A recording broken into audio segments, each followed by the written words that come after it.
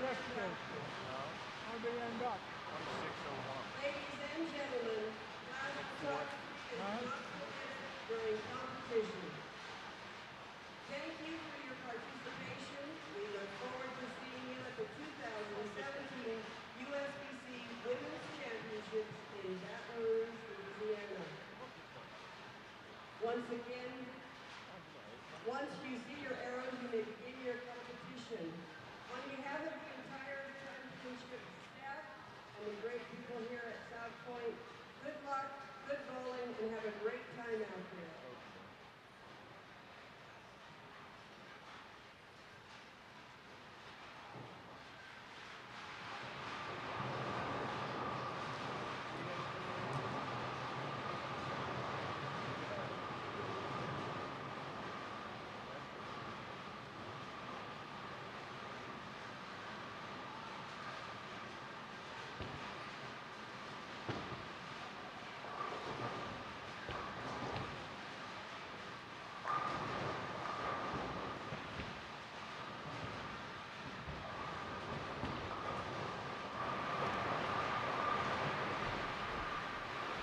Good morning and welcome to the very first broadcast from the 2016 United States Bowling Congress Women's Championships.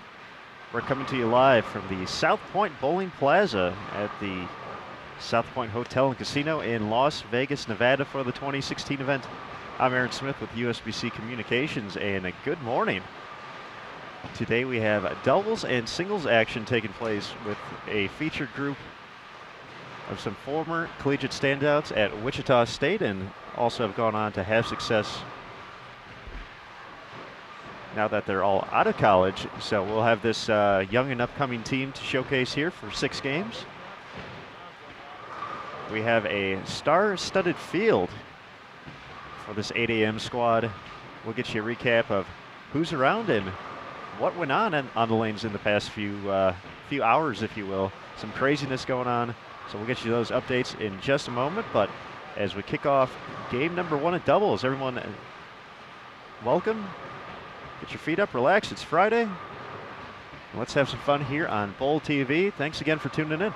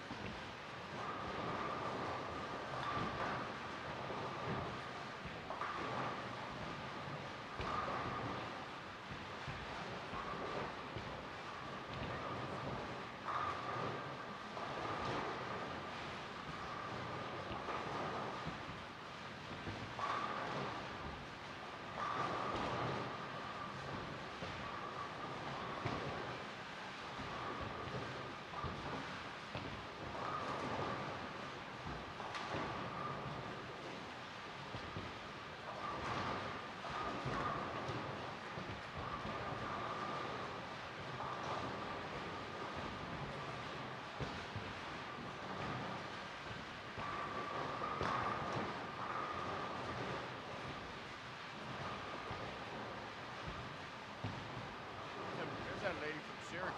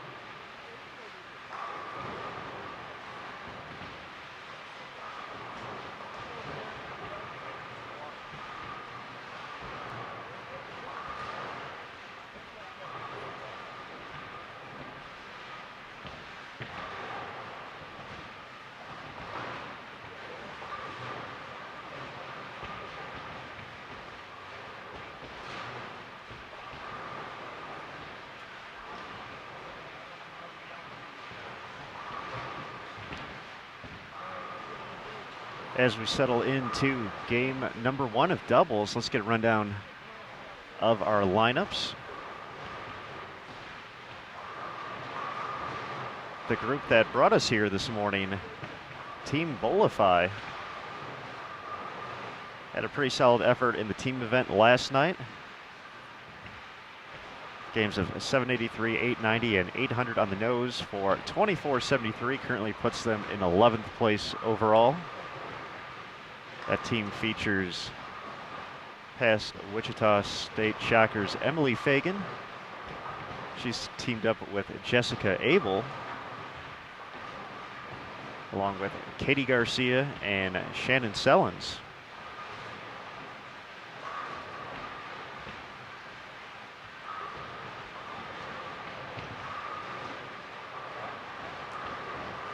The teammates now a little bit all over the country.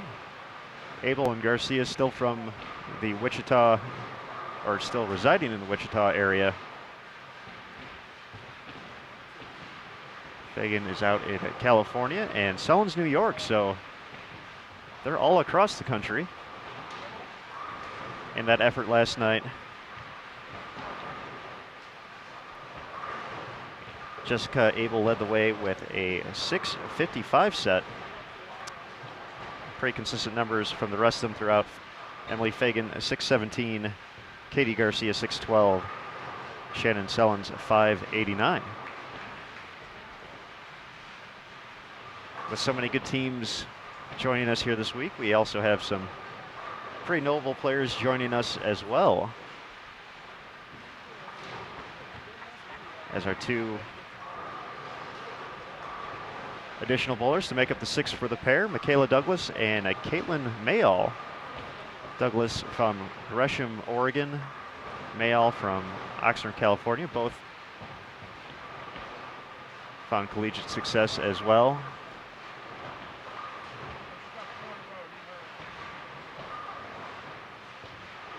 Mayall spent 4 years at Weber International.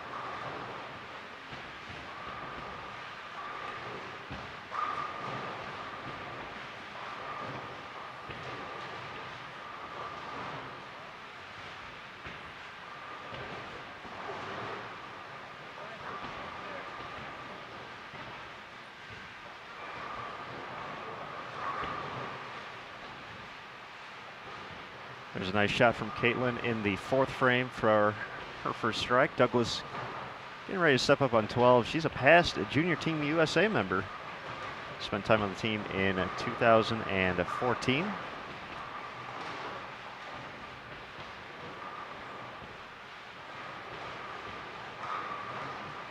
Fagan was also a part of Junior Team USA in 2006 and 2008.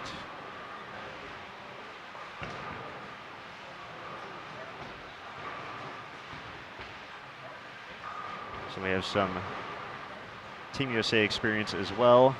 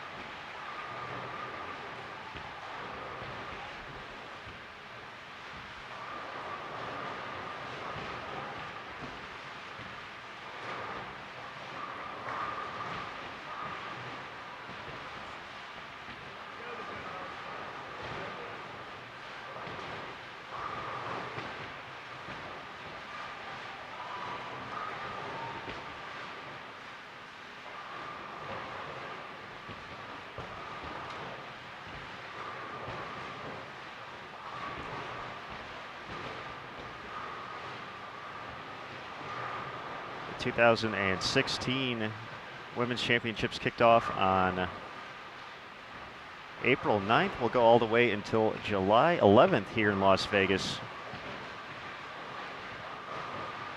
And for those of you used to turning into the Open Championships over in Reno, of course, Matt Cannizzaro leading the way on those broadcasts. Certain things a little different here at the women's. If you watch over the years, definitely a little bit different atmosphere, if you will. It's all about having a good time on the lanes and sharing the experience with not only your teammates, but meeting new friends throughout the country. Also different, the oiling schedule and the patterns. So only one condition used for the women's championships. This year's pattern, 41 feet in length, 23.75 mils for the volume, using the Kegel Curve oil. Kegel, the official lane maintenance provider and a Gold Industry partner, along with Columbia 300, Hammer, and Storm. Nice shot by Garcia. The past record holder as well. She used to be Katie Verbal, so some folks may know her from that name. Now Katie Garcia, but she shot 879 to set the women's mark back in 2012 for the highest series of all time. It was matched by Brianna Caldwell, now Brianna Cote.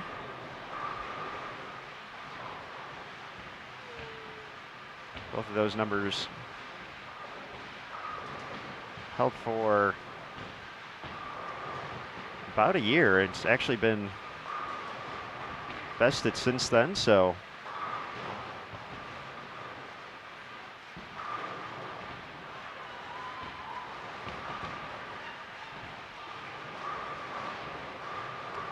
Erica Cutler of Fort Wayne, Indiana, earlier this year, 889. Now the top series all-time from a female competitor.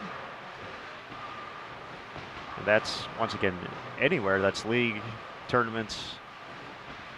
It's not the women's championships record. Women's championships record, 816. So we'll see if we got someone who's able to make a run at that today. Certainly got plenty of capable bowlers in the field.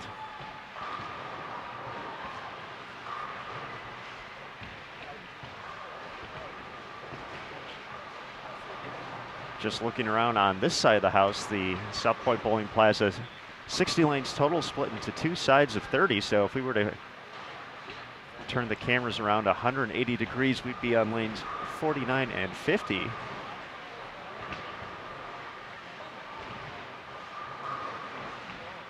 But on this side alone, we have Christina Wendell, member of the PWBA Tour, made a stepladder final last year in Sacramento. Some former team champions, Brittany Hillman and Kim Power, members of the 2012 team. One pair to our left. We have a total of 6 champions, so 6 for 6. Kelly Callahan, Kendra Gaines, Chrissy Kent, Linda Barnes, Shannon O'Keefe, and Leslie Bone.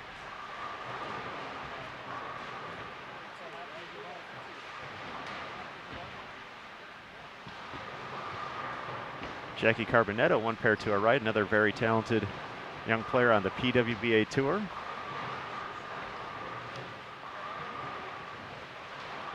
Hall of Famer Leanne Holsenberg over on 15 and 16. Clara Guerrero also on that pair. Some recent collegiate standouts, Caitlin Simpson and Mary Wells. Also on that pair, Kelly Kulik, may have heard of her, as well as Shannon Pluhowski. We'll talk about Shannon and her team performance in a little bit from last night.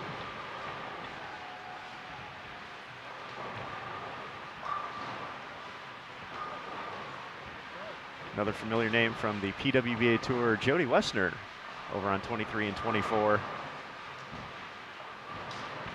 Two members of the current team leading from last night also on that pair, Teresa Wojner and Kristen Nieder.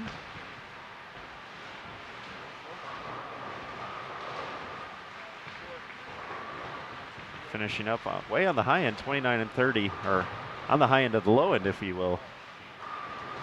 Angie Ramirez and Laura Plazas.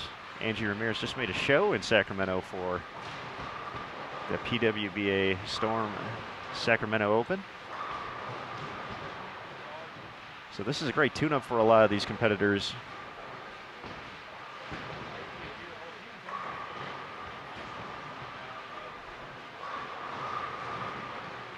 As we mentioned, the USBC Queens will kick off tomorrow over at the Orleans. We just finished up with the Senior Queens last night. You can check out bowl.com to see the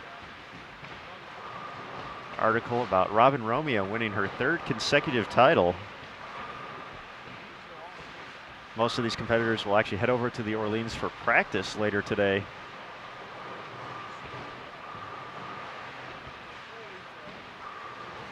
Competition starts bright and early Saturday morning. You can follow that on Extra Frame for coverage all the way up into the finals. Finals will be broadcast live on CBS Sports Network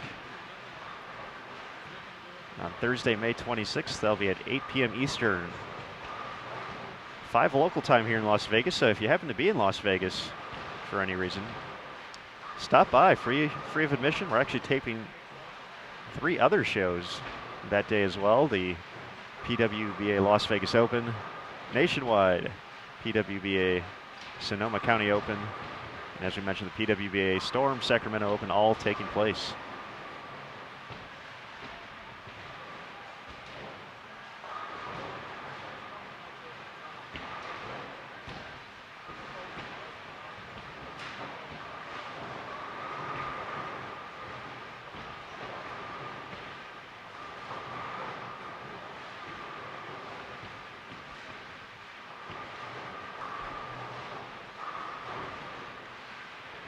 So as we mentioned, the same oil pattern used for the entire event. So these ladies had the opportunity to attack this pattern yesterday. As we said, they moved into 11th place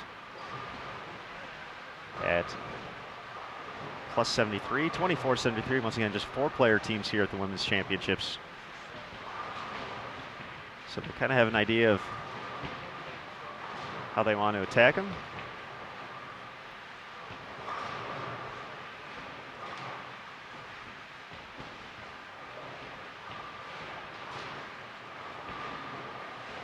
A little bit different from the Open.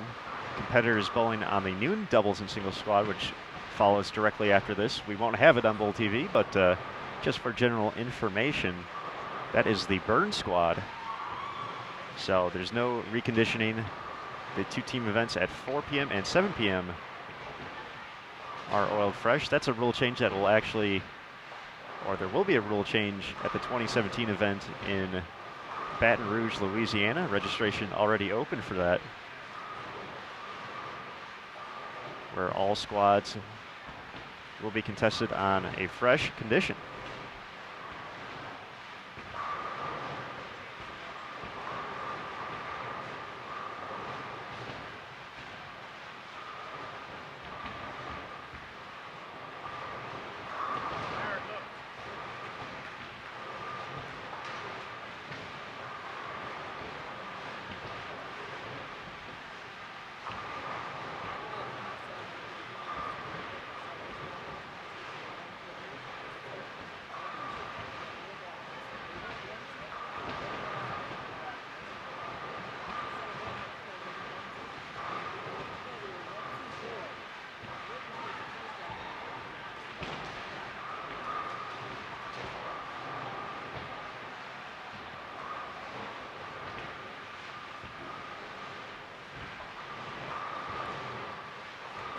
As Caitlin Mayall steps up for the 7th frame, we mentioned both her and Michaela, very talented young players, going to be making their mark soon on the PWBA Tour as well. You could imagine. They actually teamed up with Hall of Famer Linda Barnes and Kelly Callahan this year in the team event. Their team Strikeout Diabetes moved into 4th place, 26.01, the leading score on top of the team event, 26.56. We had new doubles leaders.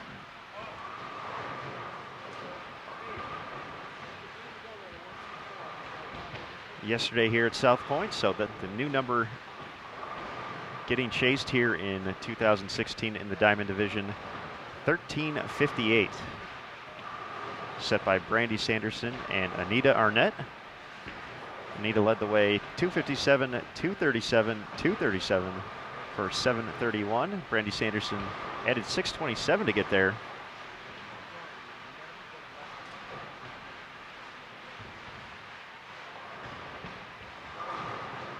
The number had been sent just the previous day on Wednesday by Team USA's Aaron McCarthy and Daria Pajic, 13:34. So as we expected, with kind of everyone emerging on Las Vegas for the Queens, also the senior Queens, as we mentioned, a lot of these competitors taking the opportunity to make their way to South Point and compete in the Women's Championships. So we have some pretty incredible squads as we listed off some of the names bowling across the house here. Definitely an exciting time, giving the leaderboard a workout.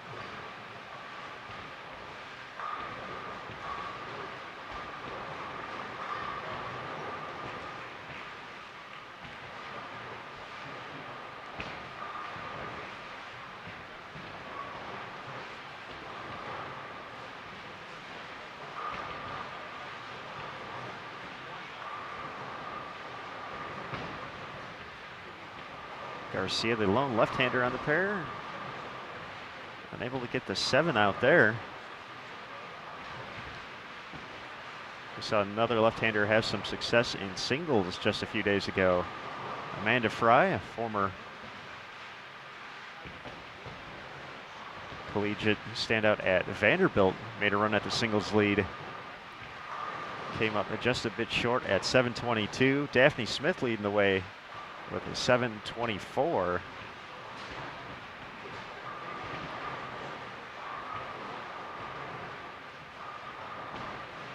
Speaking of left-handers, we'll have to keep an eye on Shannon Puhowski. She had a very big number yesterday in the team event, 7:54. She helped the Golden approach 2 into 2nd place in Diamond team. Shannon over on lanes 17 and 18, bowling doubles with Rebecca Whiting.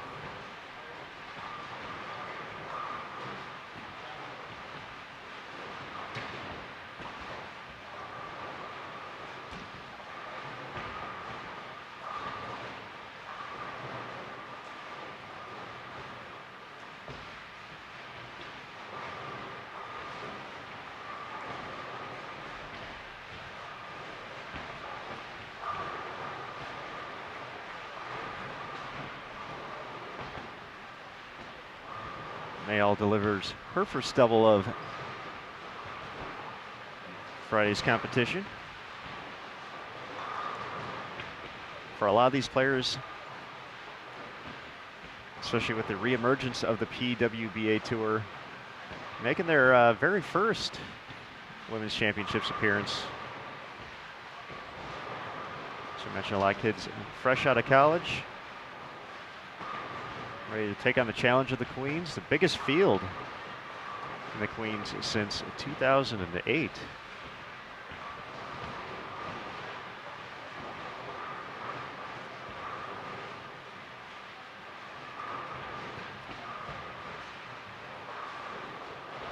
Also getting to experience some of the history and fun of the WC.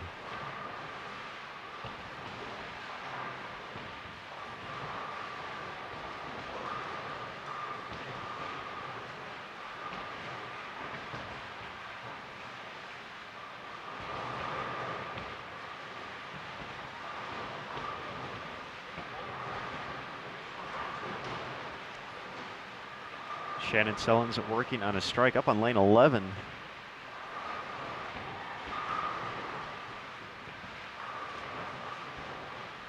Shannon spent a few years at Wichita State in the early 2000s. As you mentioned, the New York area. Shannon found some success on the PWBA Tour last year, finishing 4th, making the stepladder finals at the PWBA Wichita Open. It's actually the next stop after the Queens. You can check out pwba.com for the full schedule.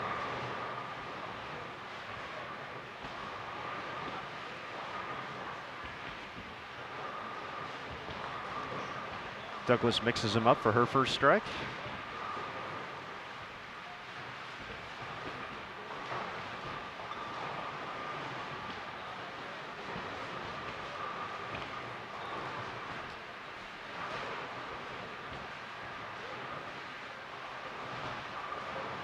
One pair to our left, Kendra Gaines and Shannon O'Keefe getting out to a big start here.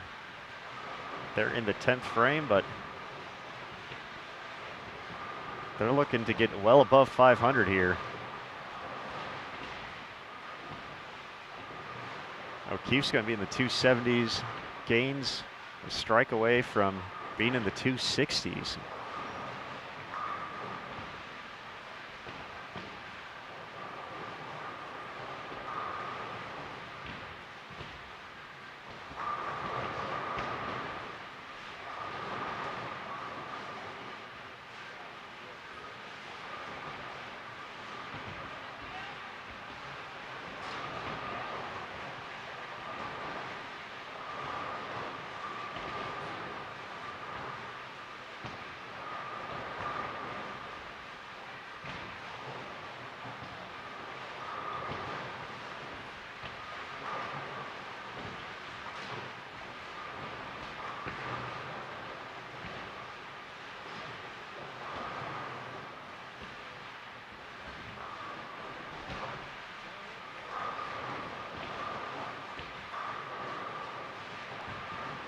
So 5'11" out of the gates, one pair to our left.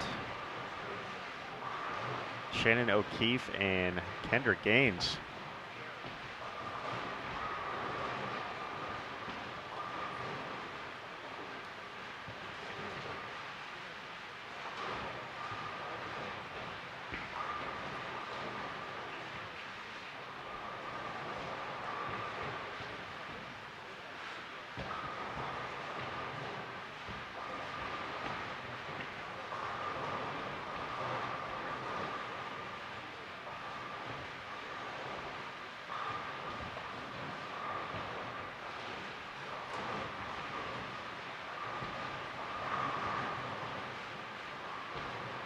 Nice shot from Garcia in the 9th.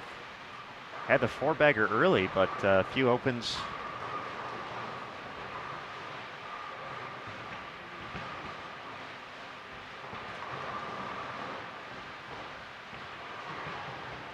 And she can still get to 213. Scoring system adds up a little differently here than what you may be familiar with from Open Championships broadcasts. If you're on a spare going into the 10th, you can add 40 onto your score. If you're on one strike, you can add 50. If you're on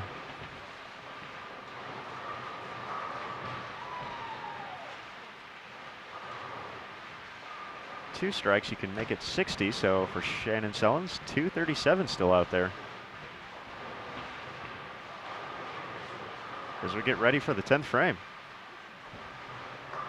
Once again, a big thanks for everyone joining us here on this Friday, well, Friday morning here at least in Las Vegas.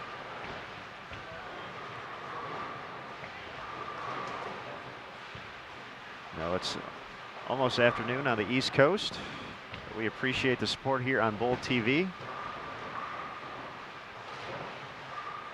We're certainly glad to showcase this array of young talent. They attempt to leave their mark on the long and storied history of the Women's Championships.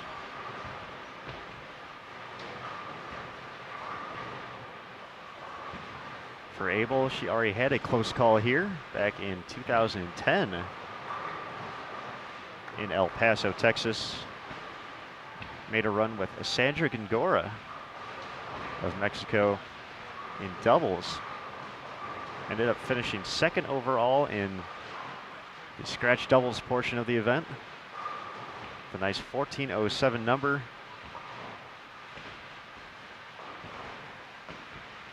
Only team to beat that was Hall of Famer Carol Giannotti and Missy Klug. They went 14:31.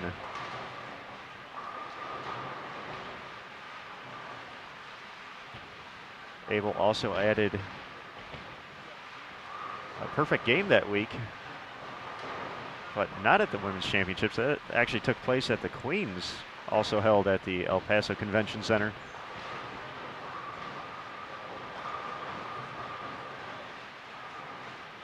We even had more fun and excitement in El Paso that year. The Intercollegiate Team Championships was held there, the first time in a convention center setting. Abel also part of that team. As we mentioned, the 4 members from Team Bolify all had collegiate success with Wichita State. Nice cover of the washout for male, but 151 out of the gates. The group, a few of them also claimed ITC championships.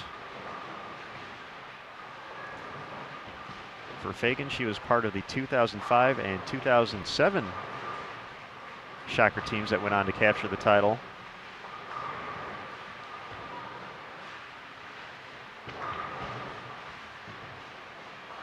For Abel, she was part of the 2009 champions. Overall, the Wichita State ladies, 9 national championships to their credit.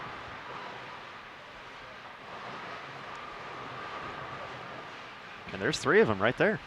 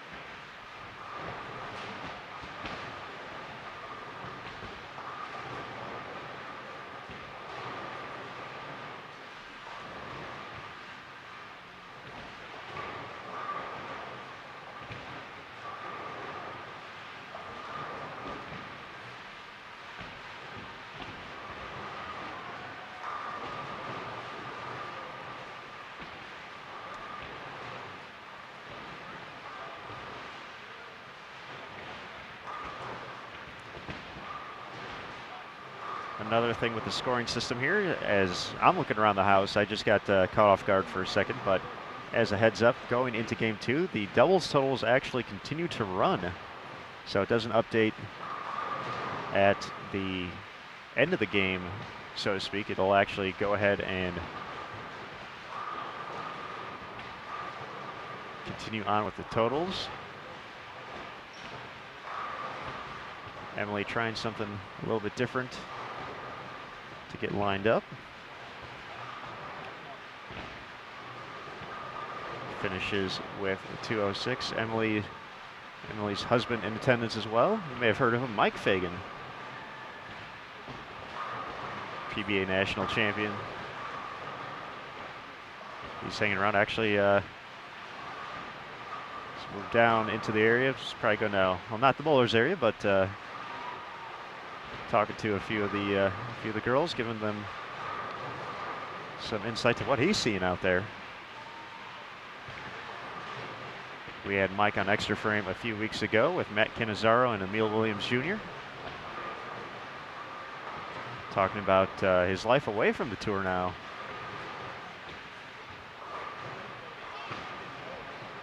She's gone back to school, Rodney Dangerfield style.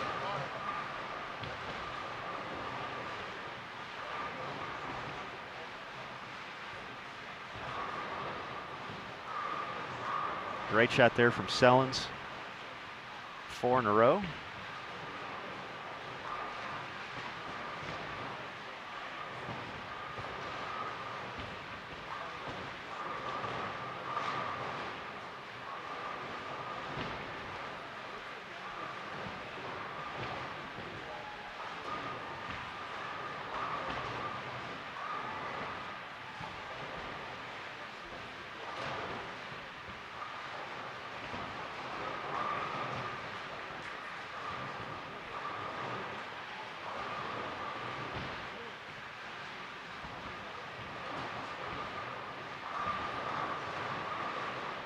And make it 5.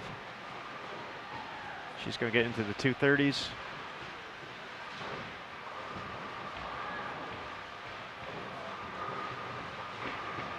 Garcia can get to 193 with one more. She's going to make a ball change there. Try something a little different. Certainly doesn't hurt. 192.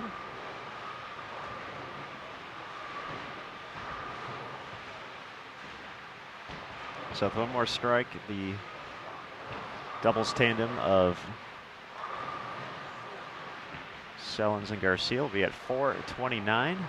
Abel and Fagan in the books at 390.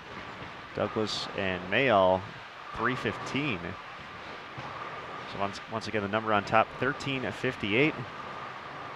But not only do they have to catch that number, they also got to keep an eye on the rest of the squad. Once again, we're surrounded by a large majority of the field you'll see at the USBC Queens.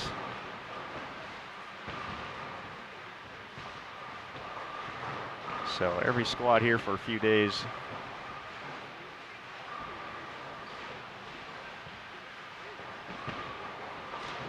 Certainly a threat to see new leaders emerge out of the Diamond Division. As we mentioned, some differences between this event compared to the Open. The Open for 2016 just has 2 divisions, regular and classified. At the Women's Championships, works a little bit differently. We actually have a wide array of divisions.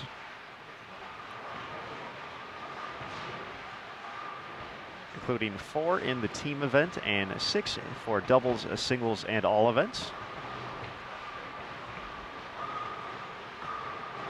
Those divisions named after precious gemstones. So the diamond is the highest. That's in doubles here for pairs with entering averages of 380 or more. So such if you average 190 as a pair, you'll be putting that top division. Going down from there, ruby, emerald, sapphire, amethyst, and topaz.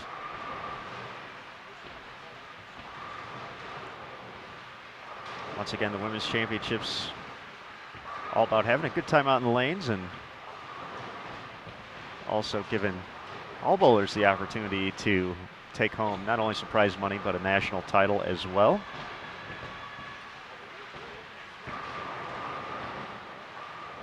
So with a wide variety of divisions, certainly accommodates bowlers of all averages.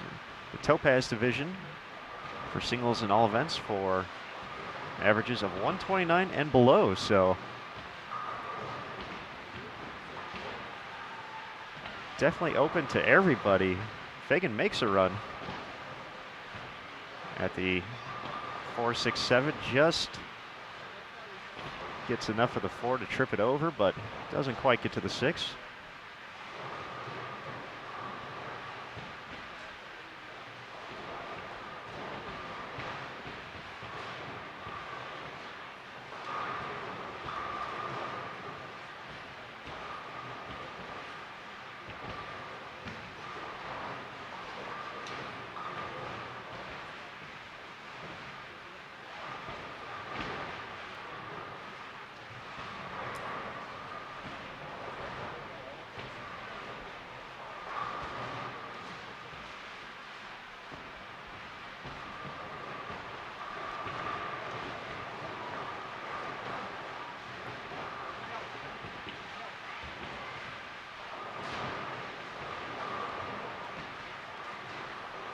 Looking around the house just looking for big numbers through one.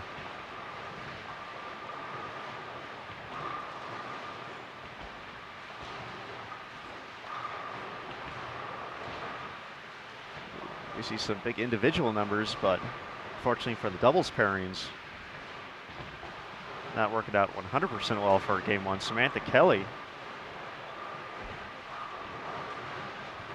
who won a national title at Robert Morris, Illinois back in 2014, came out of the gates with 276. Her doubles partner, Charlie Bolter, 186.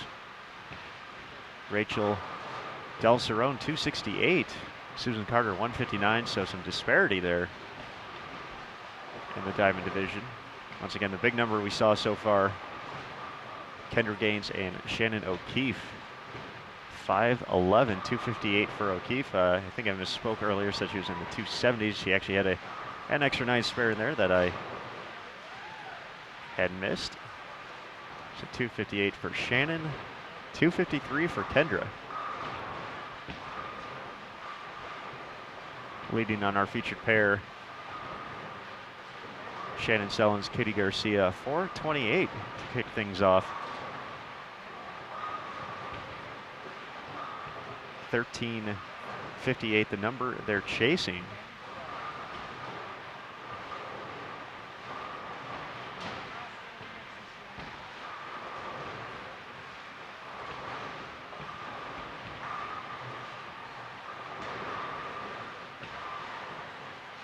As we mentioned, one pair to the left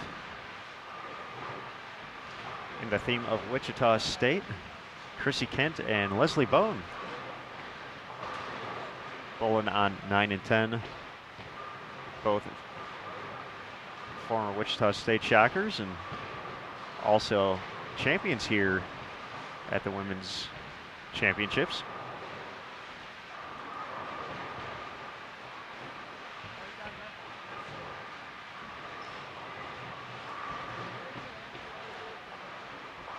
It's pretty cool.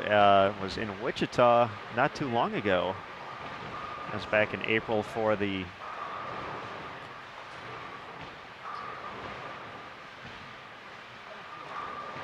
Intercollegiate Team and Singles Championships held at North Rock Lanes.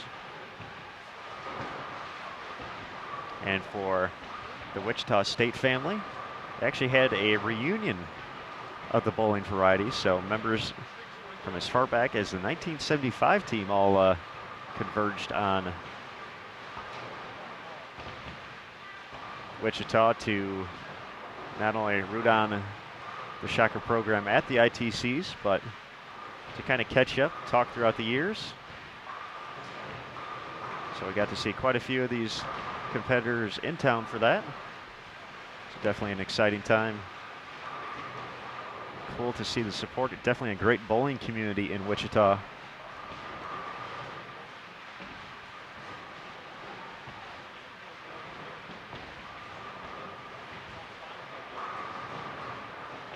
Certainly exciting to see who they bring up next.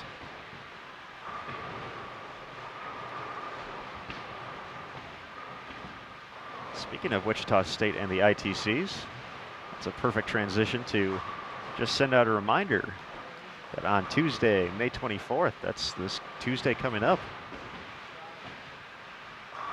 the Intercollegiate Team Championships Women's Finals will be aired on CBS Sports Network. That match will feature Wichita State taking on Weber International to see who can claim the title. So be sure to tune into that. Check your local cable or satellite provider to see where you can find a CBS Sports Network. Great shot from Jessica, 2 for 2 on lane 11 here in game 2.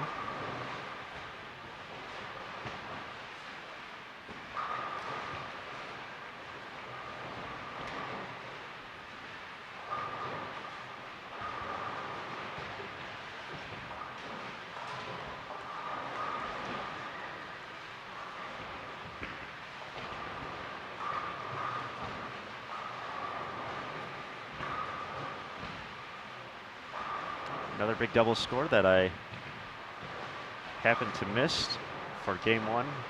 Kristen Nieder and Teresa Wojner at 492. Kristen with 279, Teresa 213. As we mentioned, those two teamed up with Rocio Restrepo and Michelle Sterner to form Logo and Fusion yesterday during our 4 p.m. team event.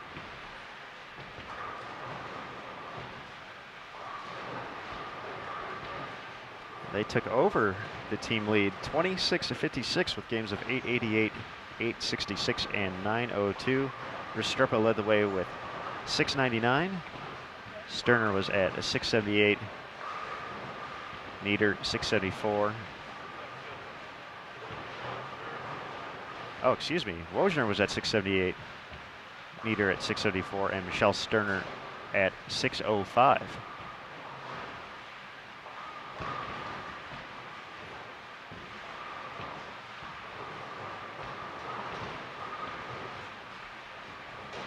The excitement continued into the 7 p.m. squad, where we saw 5 teams move into the top 10. As we mentioned, our featured pair here today, Team Bolify, just outside the top 10 into 11th. But 5 teams from that 7 o'clock squad moved into the top 10, highlighted by Golden Approach 2 of Dayton, Ohio, led by Shannon Pluhowski's 754 series. They just missed the number, finishing at 2642. Pluhowski was joined by Rebecca Whiting, Jenny Notman, and Dana Buxton. Shannon returning as a defending champion. She was a member of the 2015 Diamond Team champions here at the Women's Championships. With some of the new PWBA rules in place, that team had to break up. But 3 of those bowlers are going to be featured here on Bowl TV coming up next.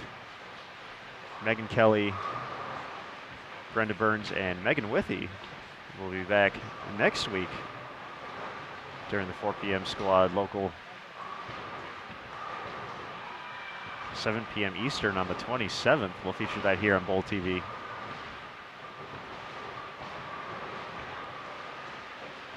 We were originally going to have Shannon's team on that date, but Shannon switched her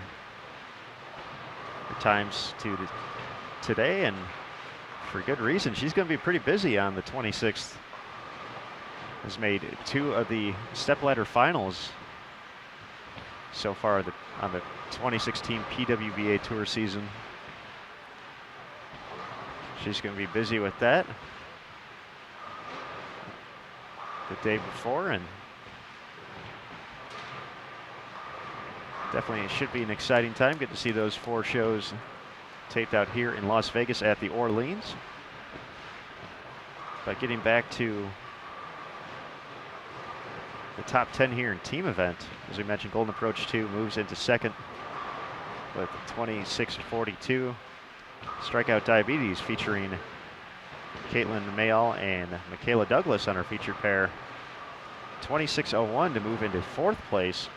They had a humongous game 2, 995. I'm fairly confident that's the largest game in women's championships history since the switch to 4-player teams, nearly averaging 250 that game. Also on the team, Linda Barnes and Kelly Callahan. Their scores: Callahan 247, Douglas 245, Mayall 268, and Barnes 235. Some nice performances for Douglas and Mayall. Douglas 677, Mayall 668. So that's what they have working towards all event. And 6th place, Believe out of O'Fallon, Illinois, featuring Shannon O'Keefe, Kendra Gaines, Leslie Bone, and Chrissy Kent. 2546. Gaines led the way with 661. Team Latte of Pflugerville, Texas moved into 9th with 2495. That team featuring Clara Guerrero and Karen Boyd, along with Juliana Franco and Valentina Colazos. And the final team to crack the top 10, Storm Nation number 2 out of Pleasant View, Utah, featuring Kelly Kulik, Mary Wells, Blair Blumenscheid, and Caitlin Simpson. Kulik led the way 679.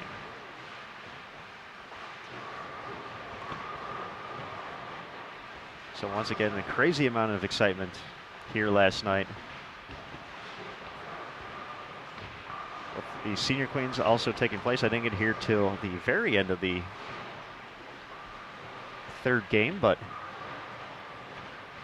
as we mentioned, the excitement definitely there. Kluhowski and company had a chance going into the 10th.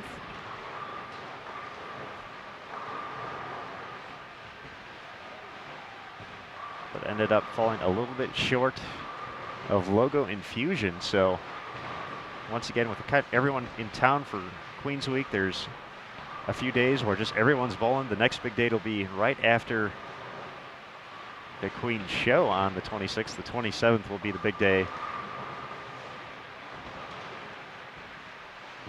We also have one or two teams sneaking in throughout the week. I know PWBA Rookie of the Year Stephanie Johnson will be bowling on the 21st and 22nd.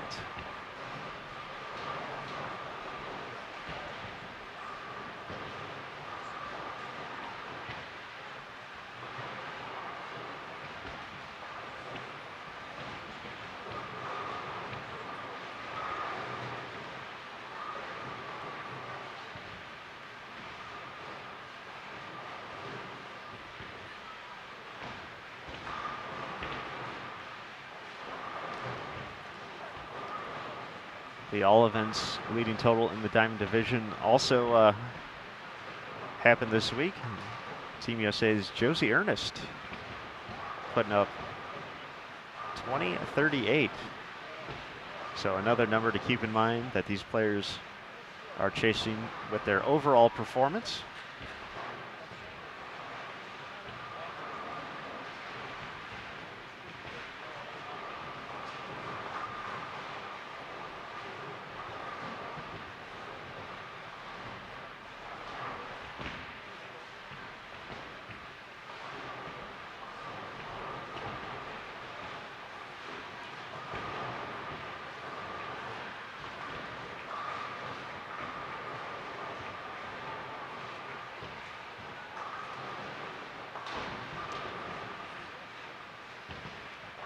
Tough break on the 6-10 for Fagan in the 5th.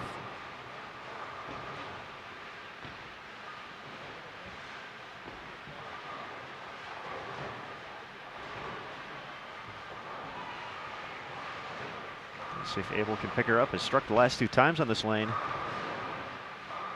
Real good shot, just runs a tad high, leaves the 4.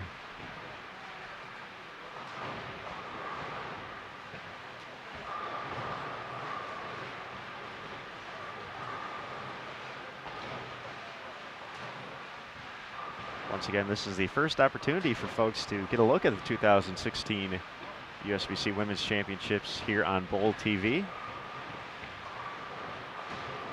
Even though it is doubles and singles, once again, just one pattern here, so same condition used in the team event. Garcia delivers the strike in the 5th.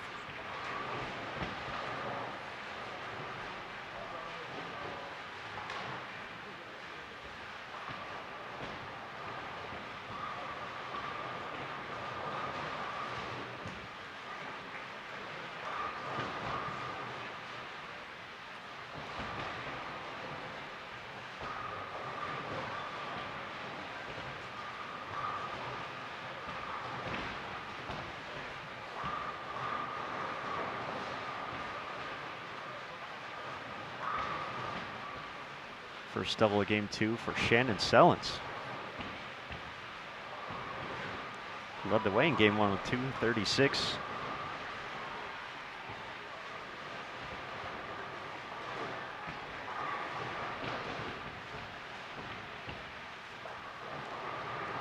Yesterday she had games of 180, 207, and 202 for that 589 series.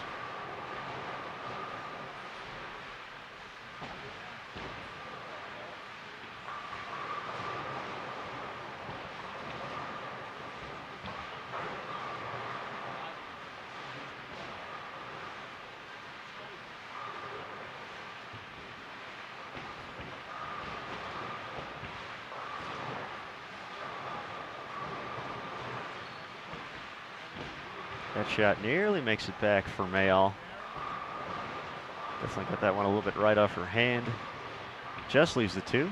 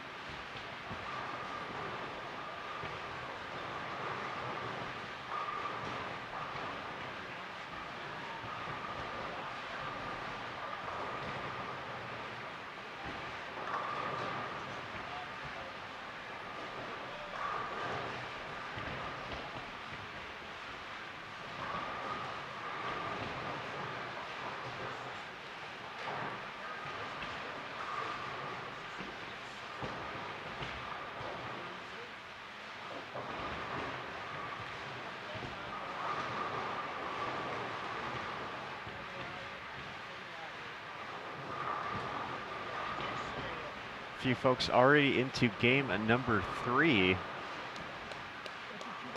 Don't see too many crazy numbers yet, but as the scoreboards start changing color, we'll keep you up to date around the house. Garcia getting lined up on the left side. She's definitely could be at an advantage here as the day goes a little bit longer, being the lone left-hander on the pair.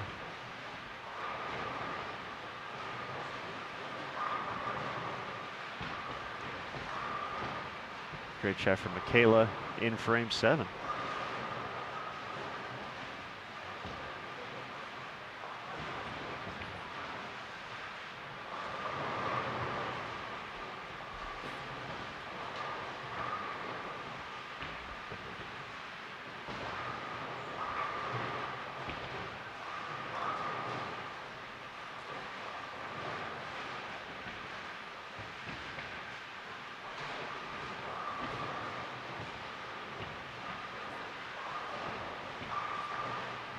There's a nice shot from Emily in the 7th. Making the adjustment as you can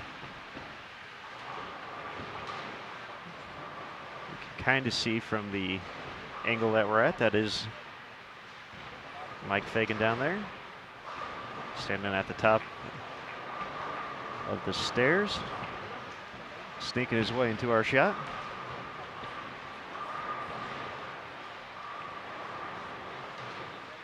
So helping out, a lot of familiar faces in the crowds today. Actually sitting right in front of me, Jim Callahan and Brian O'Keefe. Saw 2016 Masters champion Anthony Simonson a little bit earlier, so great to see the guys out here helping the ladies.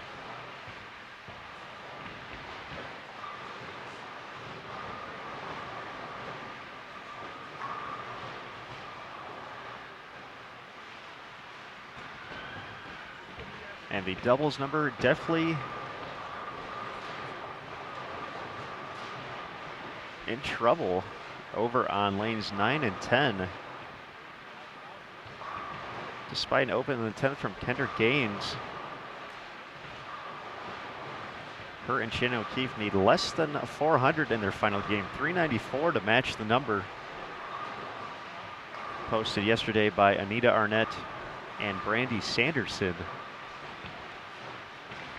O'Keefe, a pair of 250 games. She's at 514. Gaines at 450 for a 964 total.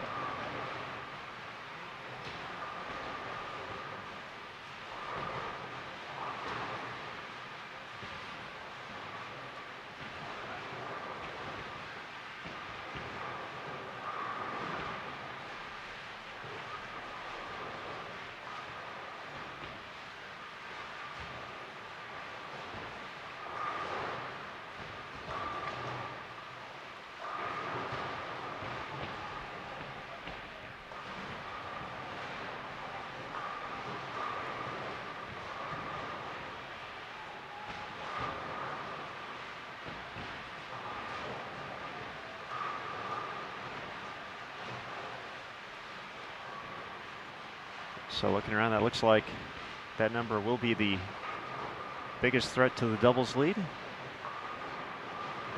Certainly we'll see what everyone else has in store. Big game 3 could get you there. Linda Barnes and Kelly Callahan at 879, so they're certainly in range as well. So Keefe and Gaines happen to falter.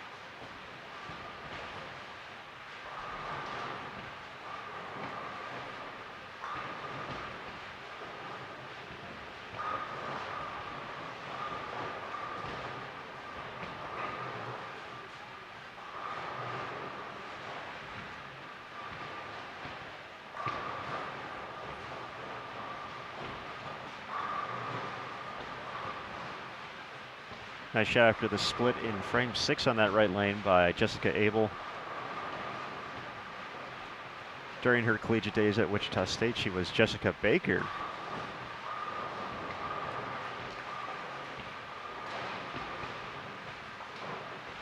Now married to another former shocker, Ryan Abel. Got to see Ryan on Bowl TV last year in El Paso at the USBC Open Championships.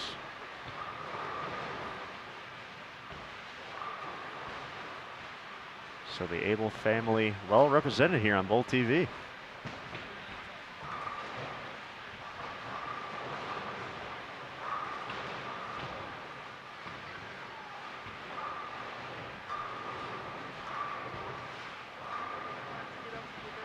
Talked a little bit about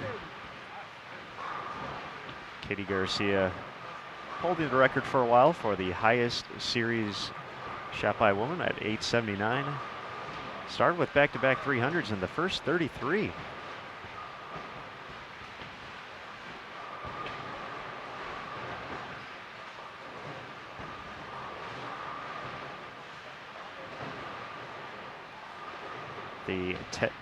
She ended up leaving a 10-pin on the first shot of the 10th frame, converted and struck for that 879 series, as we mentioned. Has since been beat 889 earlier this year from Erica Cutler out of Indiana.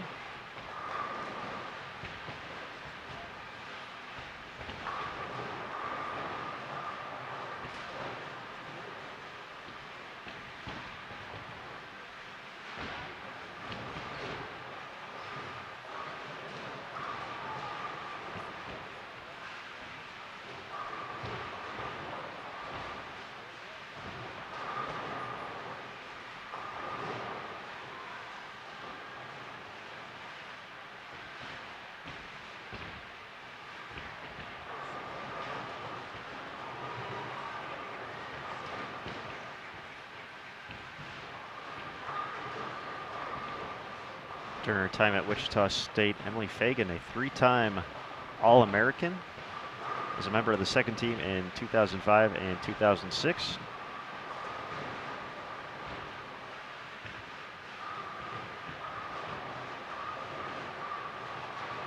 And made it to the first team in the 06-07 and 07-08 seasons.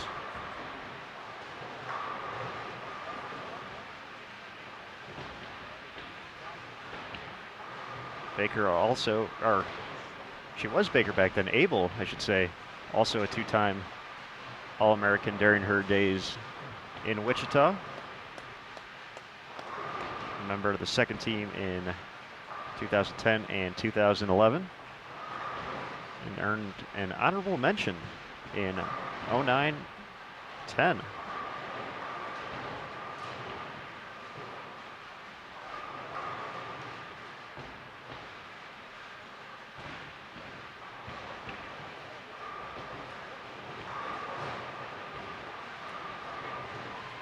Katie Garcia also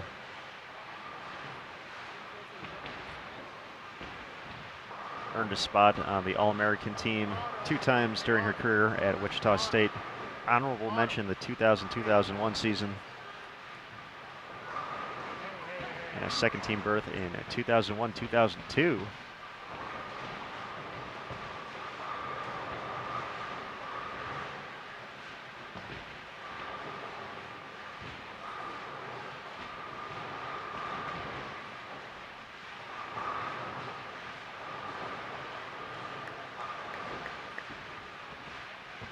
So it's definitely nice to see the collegiate success continue on to the next level.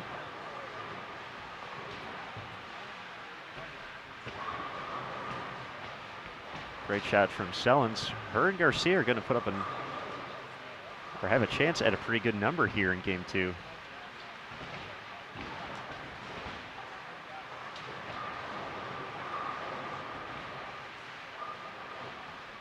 With the superstar squad, we'll have to see if it's enough. Way down on 29 and 30. Angie Ramirez, 6 in a row to start. She's teamed up with Isabella Correa. Correa at 413, Ramirez at 430 through two. That ball change working out well for Katie Garcia. 5 in a row. Having some fun down there.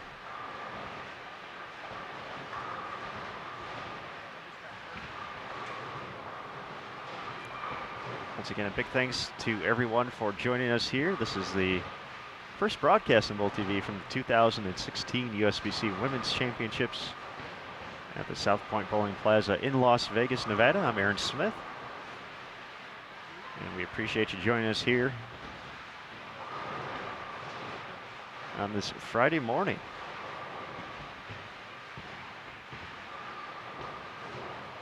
2016 event kicked off April 9th. Will run to July 11th.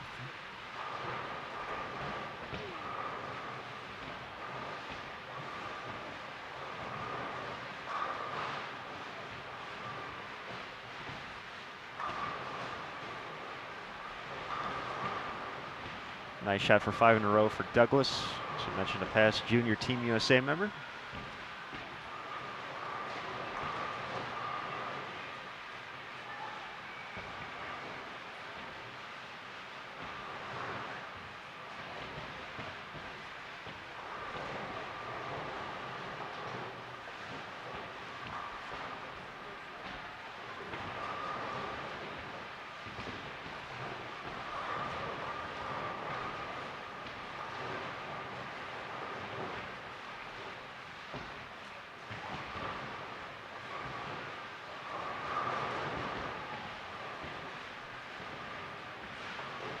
Nice bounce back game for Michaela, 224 after 164 in the opener.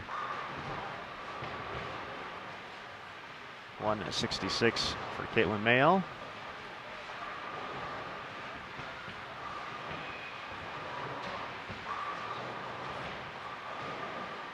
Great shot from Abel.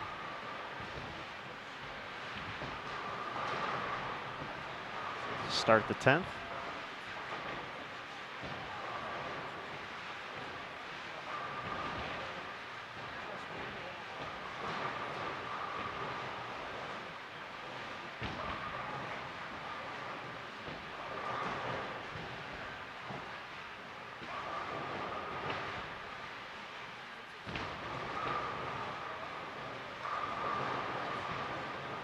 Angie Ramirez's run of consecutive strikes ends at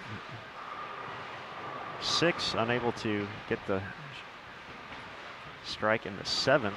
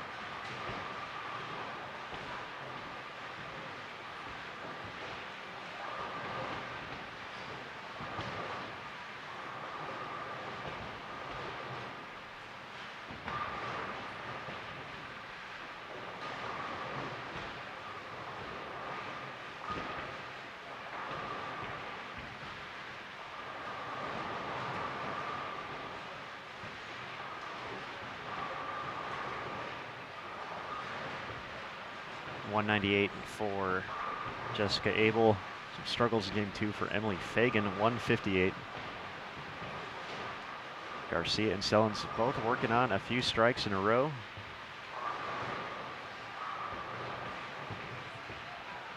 Sellens will start first. Never a doubt. Big 236 to kick things off. She can still get to 249 this game.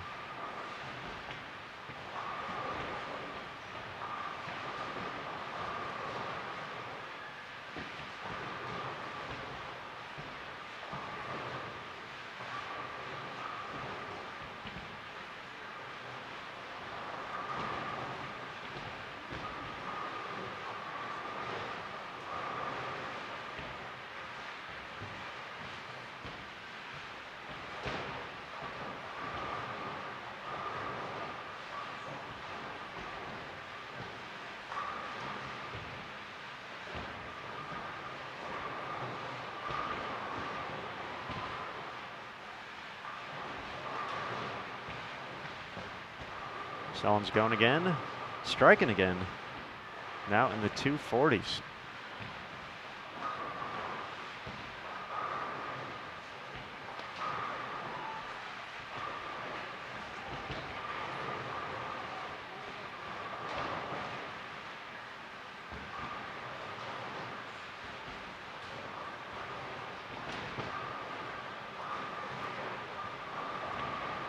Katie Garcia comes in just a tad high, leaves the 6.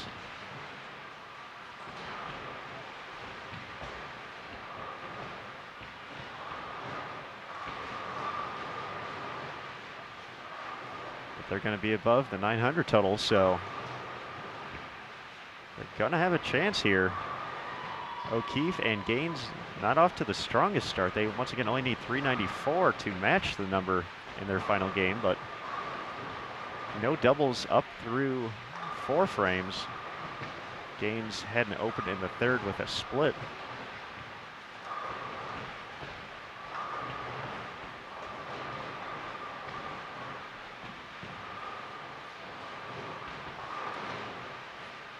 Question in the chat, have they bowled team event? Yes, they were here last night during our 7 p.m. event. Finished just outside of the top 10.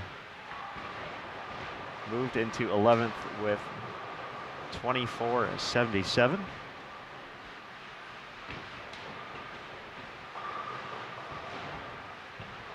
Abel led the way with 6.55.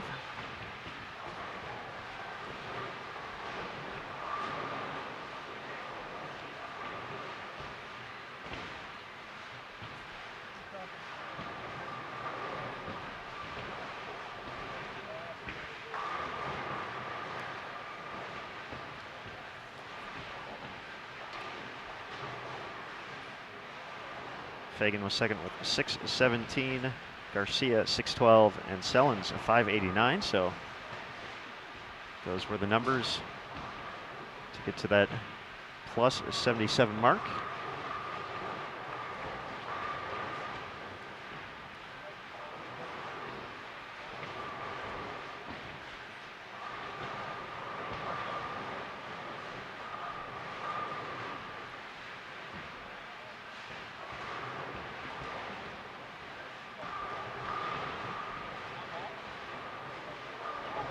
Now the number for Sellens and Garcia to match the current leading total, 439. Once again, 13.58, the number in doubles, took place yesterday, courtesy of Anita Arnett and Brandy Sanderson. Arnett had the big 731, Sanderson 627. Once again, have to compete with everyone on the squad, too.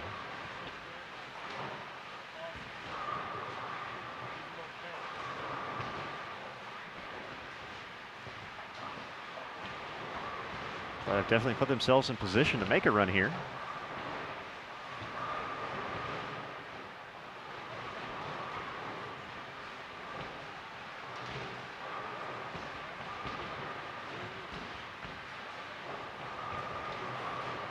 Also helpful heading towards all events. 2038, the number on top of that.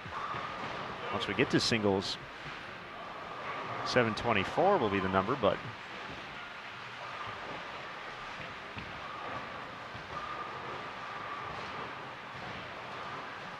you get to see it all unfold here, or at least I will. I'll tell you about it here on Bowl TV. We are behind lanes 11 and 12. Sitting way up in the bleachers here at the South Point Bowling Plaza.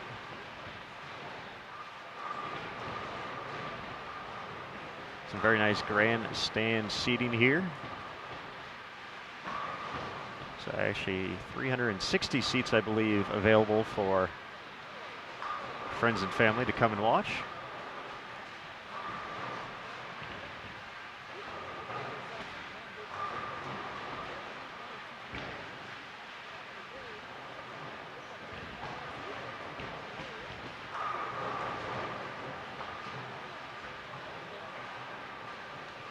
And with the way the house is split 30-30, there's a nice little landing area, if you will, at the top. That's where I'm located, so.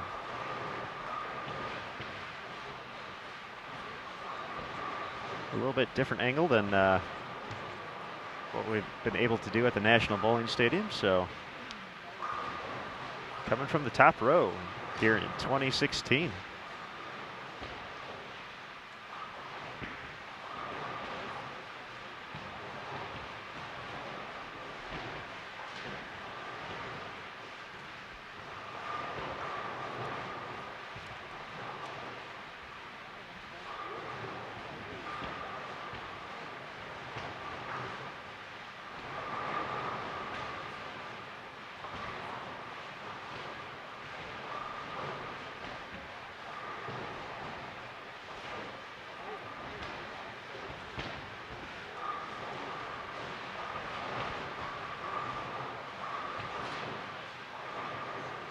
We will keep you updated as scores start rolling in for doubles. Samantha Kelly making the turn at 5:33. Her partner Charlie Bolter 4:04. So they're at 9:37. They're within reach as well.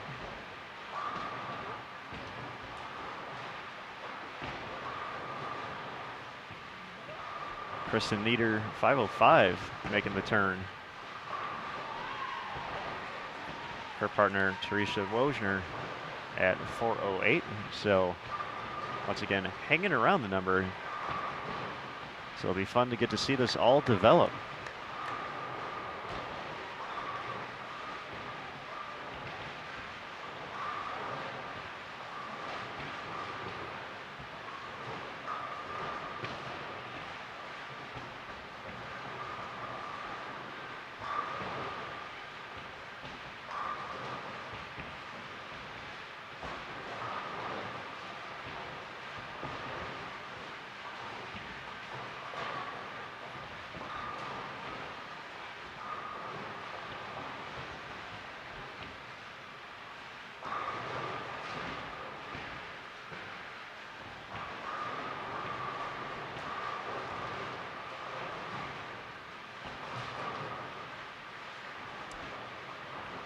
Kendra Gaines has bounced back with strikes in the 4th, 5th, and 6th after the open in the 3rd. Shannon O'Keefe records her first double in the 5th and the 6th. Once again, 394 for share, 395 or more at the moment would be enough to take the lead.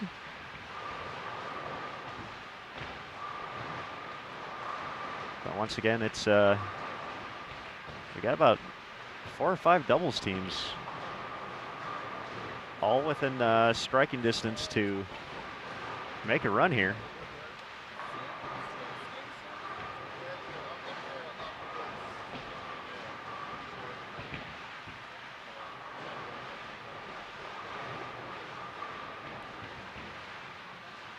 Angie Ramirez and Isabella Correa are going to move into the... They're actually going to move into second here, it looks like. Ramirez putting together a big final game in the 250s. Correa in the 240s. But they can only get to 13:49. So they'll be a little bit short. They're going to move into second for the time being. Once again, they're all the way down on 29 and 30.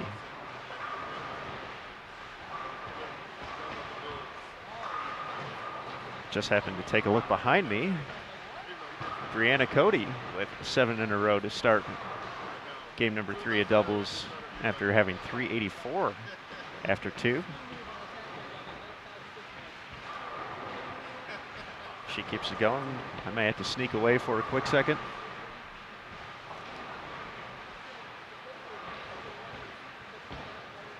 Get the cell phone video out.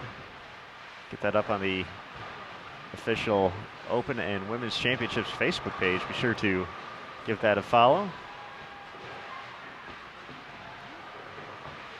if you haven't already. We certainly appreciate the support.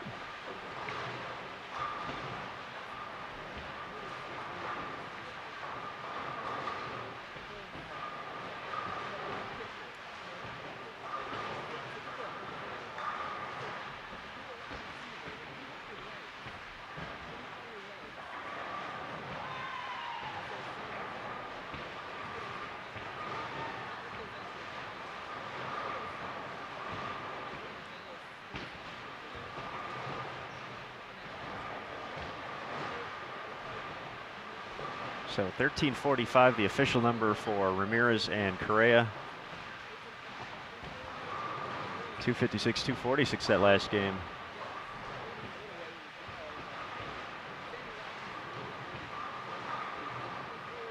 Ramirez leads the way with 686, it looks like. Correa had 659, so 13:45 moves into second for the time being, at least. Kendra Gaines and Shannon O'Keefe getting lined up here. And here our feature pair, Shannon Sellens and Katie Garcia, definitely not out of the running.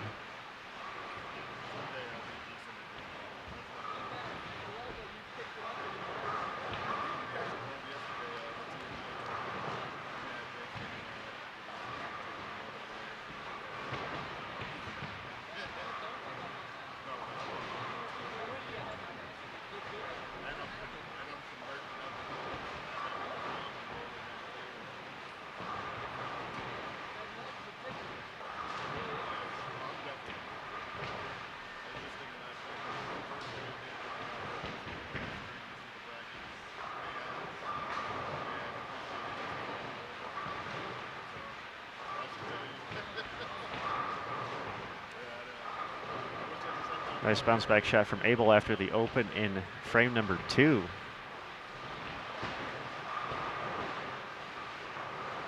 Kendra Gaines' run of strikes ends at 4 in a row. She's on the 8th frame, leaves at 2 pin. She's, or her and O'Keefe, I should say, primed to move into that top spot in diamond doubles. Brianna Cody up to 8 strikes in a row. She's on actually the other side of the house. So most everyone else on the low end. Brianna finding herself on the high end, but making the best of it, getting to bowl with a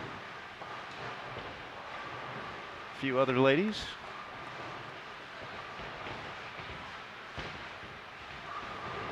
So she'll be up there in a minute. We'll get you an update. She gets the 9th one.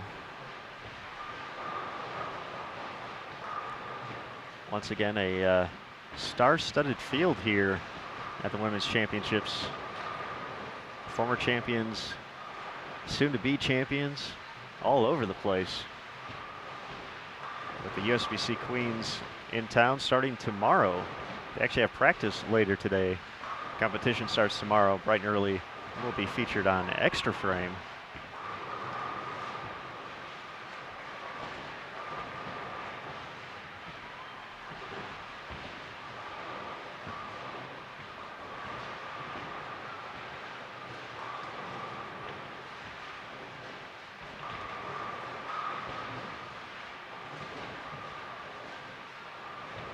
Kayla Douglas starting to look pretty comfortable out there after a rough first game.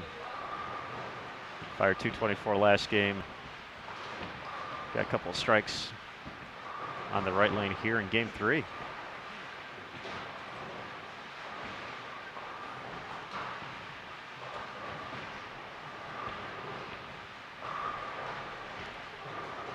Brianna left a 10 pin in the 9th frame, so she can still get to 279, but the run at the first perfect game of the 2016 event.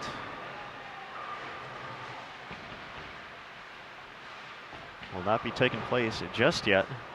Good run though. Good momentum heading into singles. Great shot there from Emily for a double.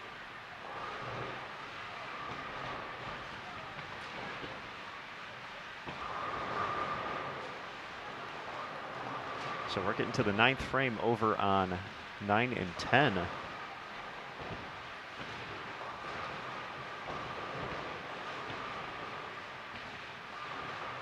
O'Keefe and Gaines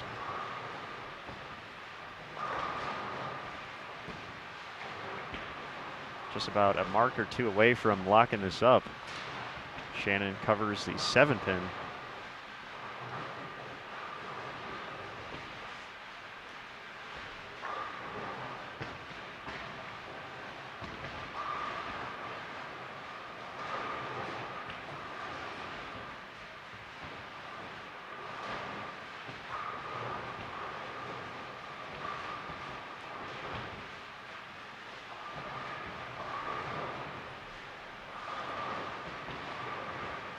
Kendra converts 3-6-10, so they're essentially already there. Just need some count to kick off the 10th, so it's just a matter of what the number gets to, how big it gets in, whether or not anyone else can run it down. Samantha Kelly making the turn at 5:33, has found some struggles here in game 3. Pair of opens, just 1 strike through 6.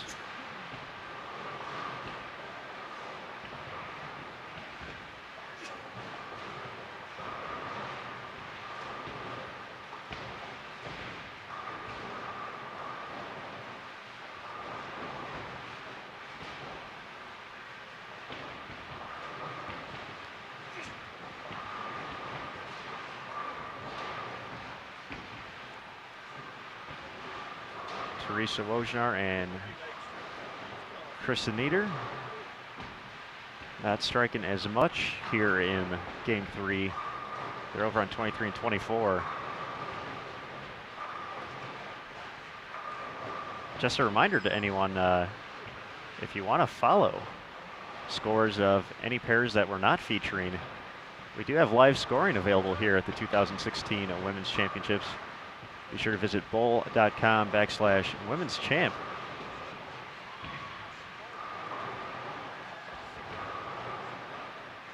And you'll find a link in the gray menu on the right that says live scoring. Go ahead and click on that.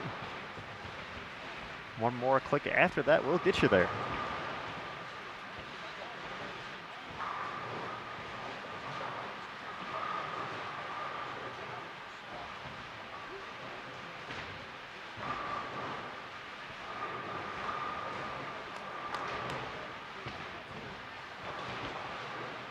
So once again, on our featured pair, Sellens and Garcia needed 439 to match the total from Arnett and Sanderson. It's going to go up here in a minute, but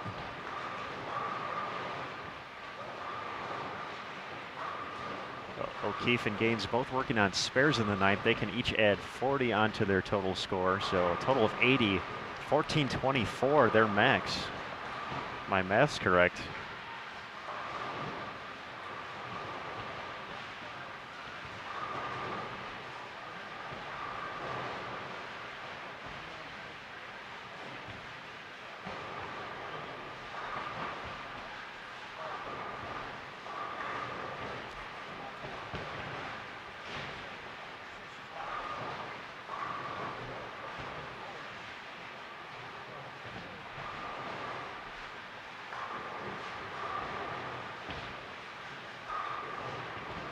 If they were able to strike out and get to that, that would raise the number that Sellens and Garcia would need to 505 to match. So definitely still out there here in the early going.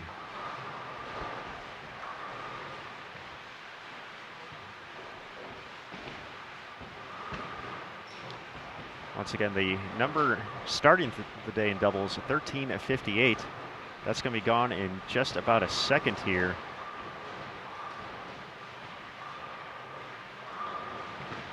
Kelly Callahan and Linda Barnes nearly got there. 1340 also on, or actually they got one more shot to go. Linda has a 10 pin to convert. So we'll make it 1341 for them. Barnes with 680, Callahan with 661.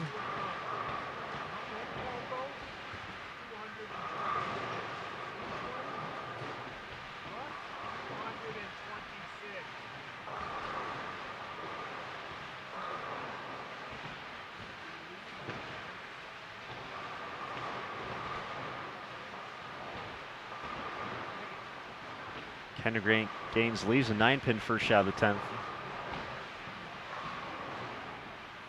But they are officially past it now. Don't even need to throw any more shots. They are the new doubles leaders. But they'll take it. Shannon trips the 4.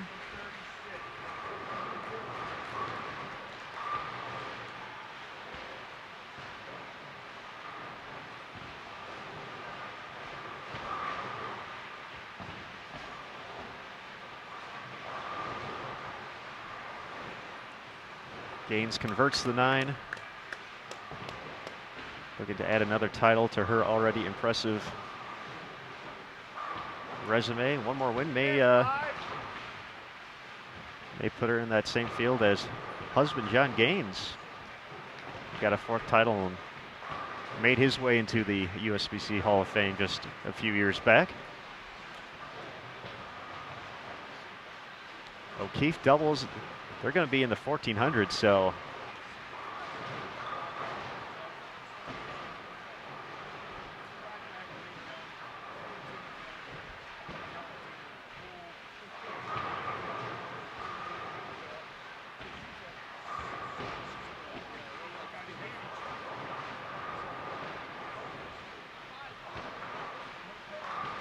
Shannon delivers the final shot for her strike at 752 for O'Keefe.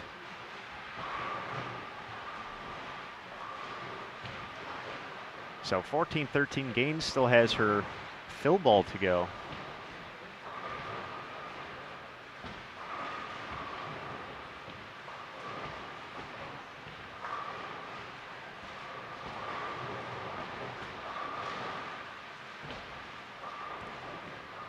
Standings just moving all over the place here today. Just like we saw last night with this collective group for the most part during the team event, as we mentioned. For the top 10 in Diamond, 5 teams came from that. Gaines officially at 661. Market 14-13. New Diamond doubles leaders.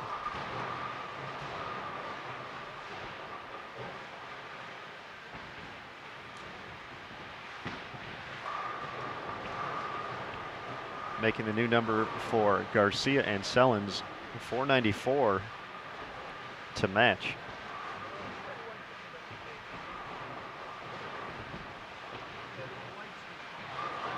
So they still got enough to get there. Heading into the home stretch of the final game.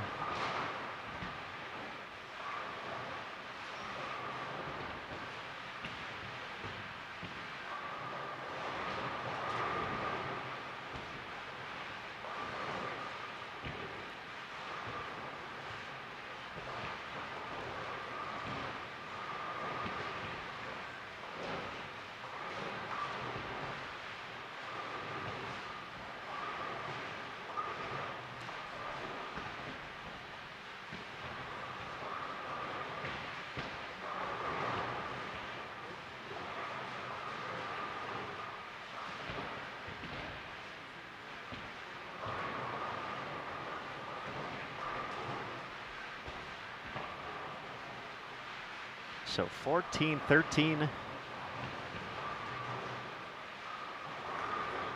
A new number in doubles. Will it survive the rest of the squad?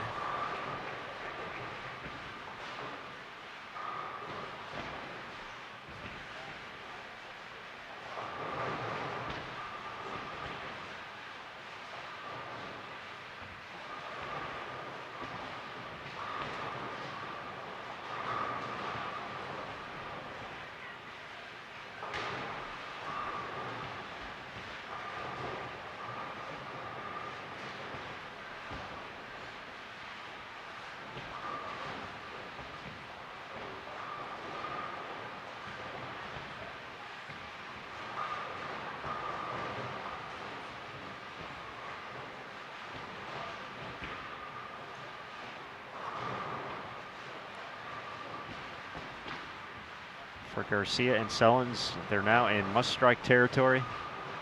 I have their max score at 497. Once again, they needed to get to 494.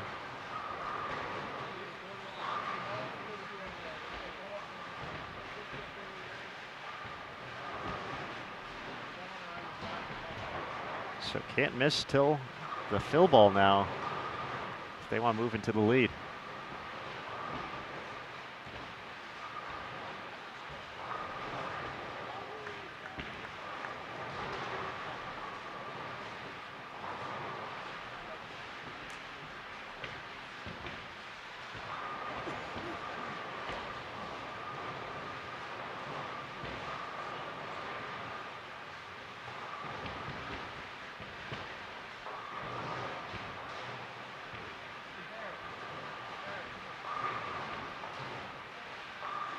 Kristen Nieder and Teresa Wojner will get to the 1,300 mark, but to max out at 13:27.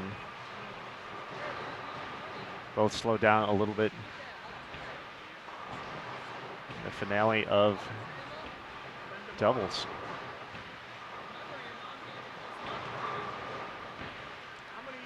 Now see folks, the real fun part of this, calculating double scores is easy.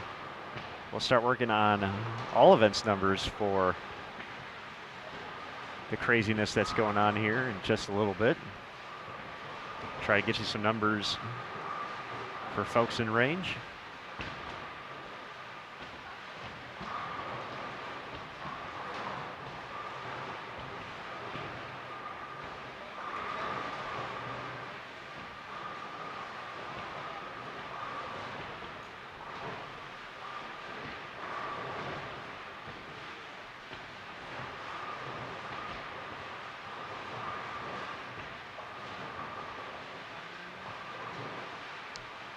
That's going to end Sellens and Garcia's run.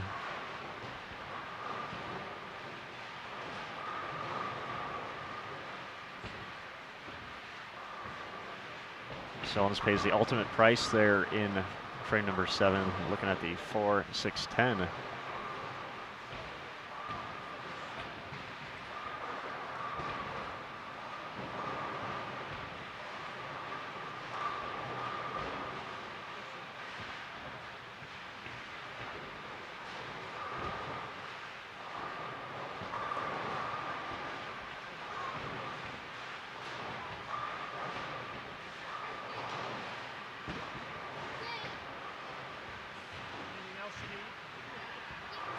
Samantha Kelly and Charlie Bolter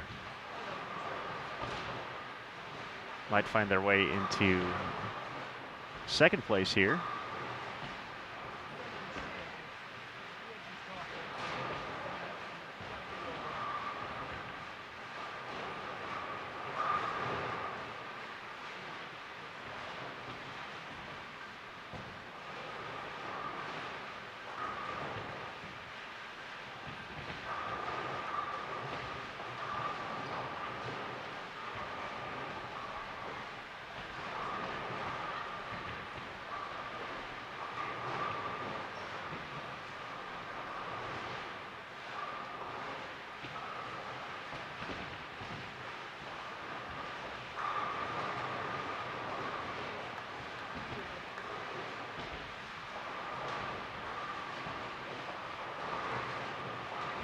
Samantha Kelly and Charlie Bolter are going to get there. So the number for Arnett and Sanderson drops another spot.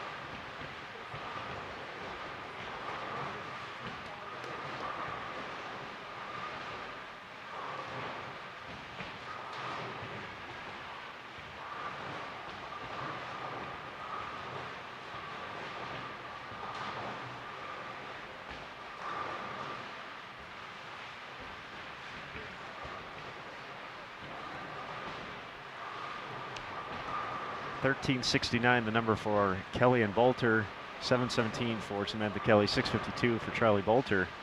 So they're currently in second.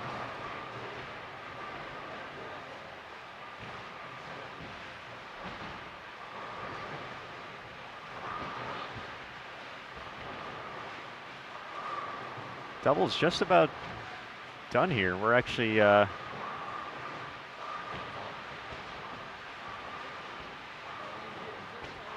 one of just a few pairs that hasn't switched over to singles.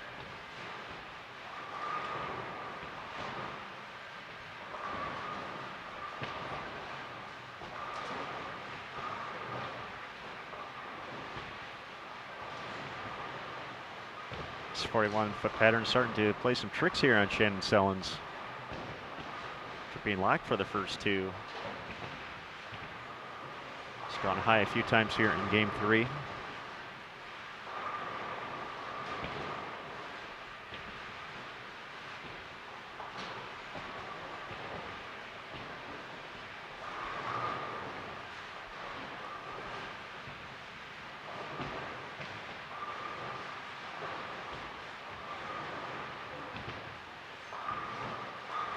Garcia gets the trip of the 6. She's still clean through 8, but still looking for that first double.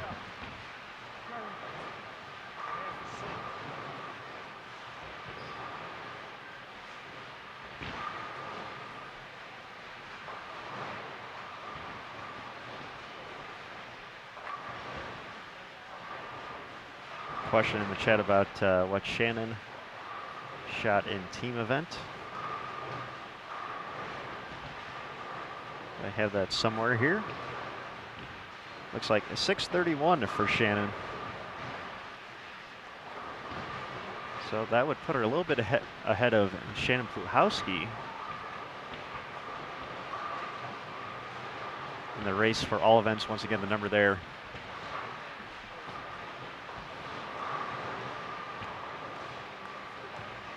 .2038 posted by Josie Ernest. Collegiate standout at Vanderbilt.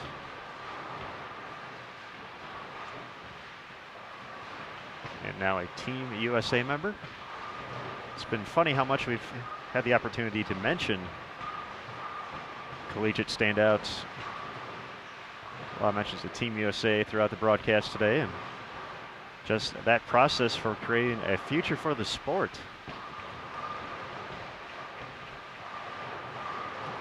Players following the right paths. Many of them first found national success at the Junior Gold Championships. From there, moved on to the collegiate scene.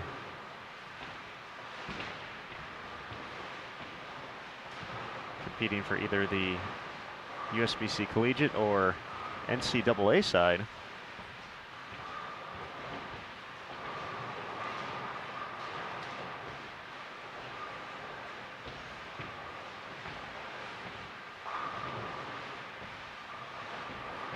And now have the opportunity to not only compete here at the Women's Championships, which they've had since 1916. Well, not these players necessarily, but the opportunity to compete in the Women's Championships goes all the way back to 1916. But now they also get to ascend to the professional level if they choose, with the reemergence of the PWBA. Back in 2015.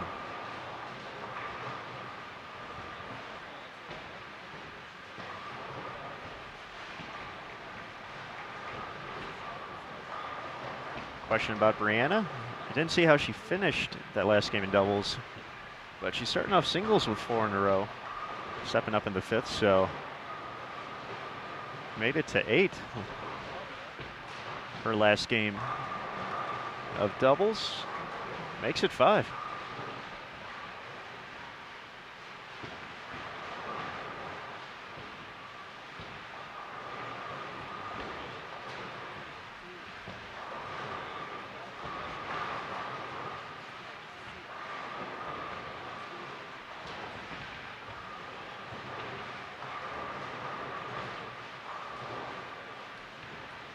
Garcia and Sellens can add 110 onto their score.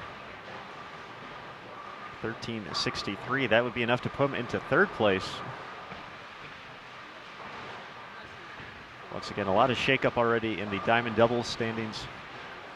Kendra Gaines and Shannon O'Keefe move into 1st with 14-13. So they're ahead of the pack by a sizable margin. Samantha Kelly and Charlie Bolter move into 2nd, 1369. 1358 was leading at the beginning of the day. As Caitlin gets a nice hit there as she starts the 10th frame, makes it 4 in a row.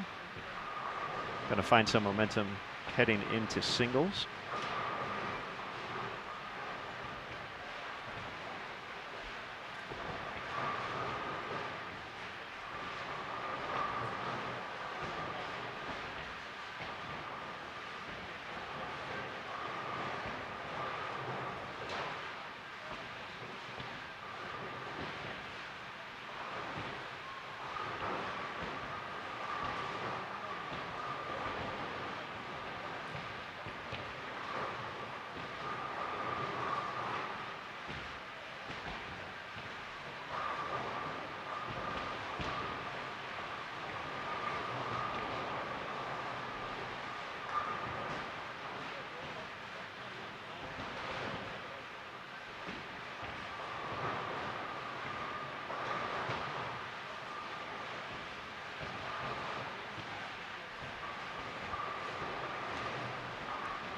200 finish for Michaela Douglas puts her at 588.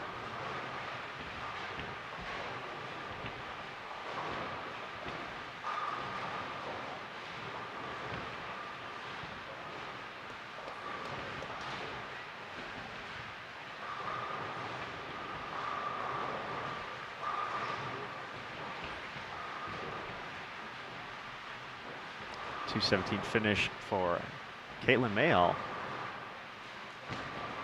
She'll finish doubles with a 5:34. So 11:22 for the pair.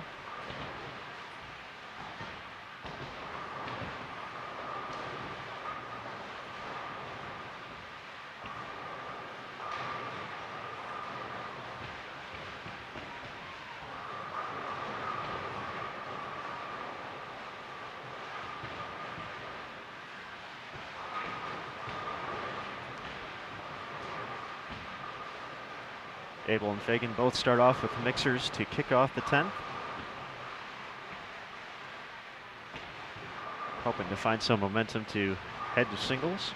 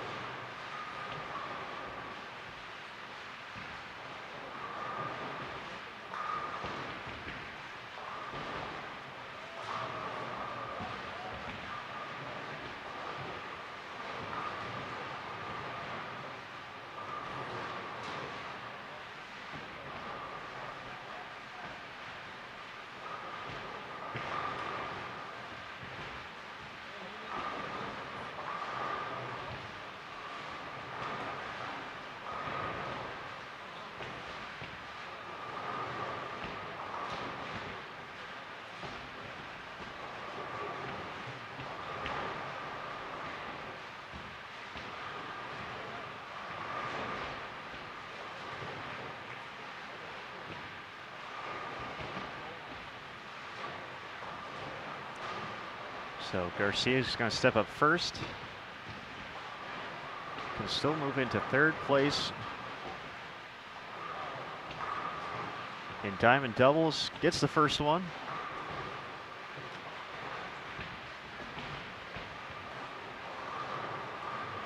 Jessica tries something different for the field ball. Gets to come back from way downtown for the last three to get to 176.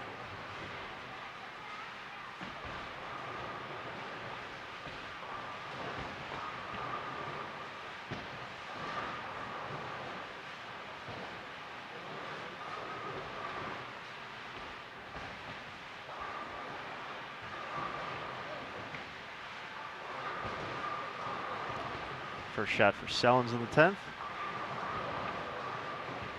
Shannon pins all over the place. Third place still out there.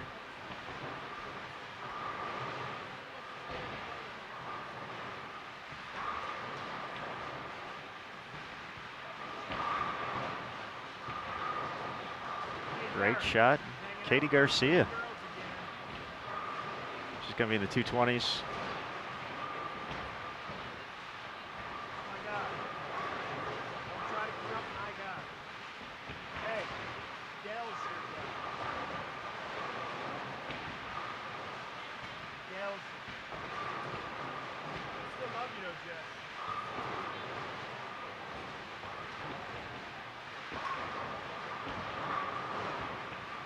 All right, Sellens has figured out the moves after running high for a few shots in the middle of game 3.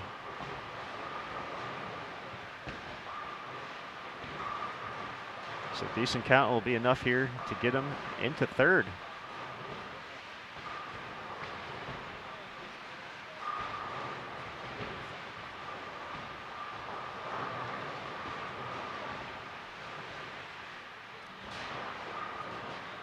Tied for third now.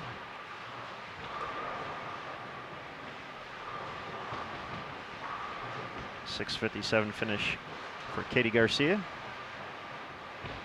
So Sellens actually needs to strike to tie for third. Gets it.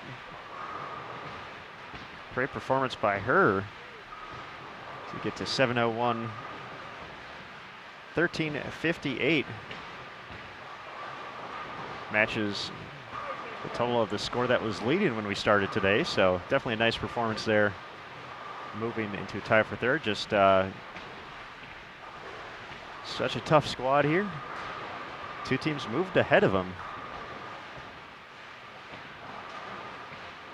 As we get ready to start singles, it will take a second for the system to switch over here at South Point. So while we have a moment, big thanks once again to everyone for joining us here on Bowl TV, the first broadcast from the 2016 USBC Women's Championships. I'm Aaron Smith with USBC Communications, and just a big thank you once again for joining us.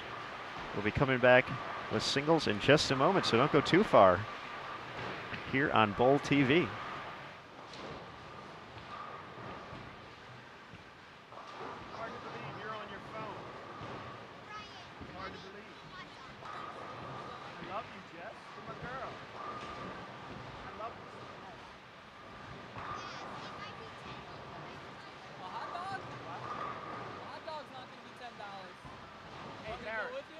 Only $2. Give me one with mustard, please. Want me to go with you? Okay. Right there. It's not open. It's not open yet, Barrett. Oh, you're waiting?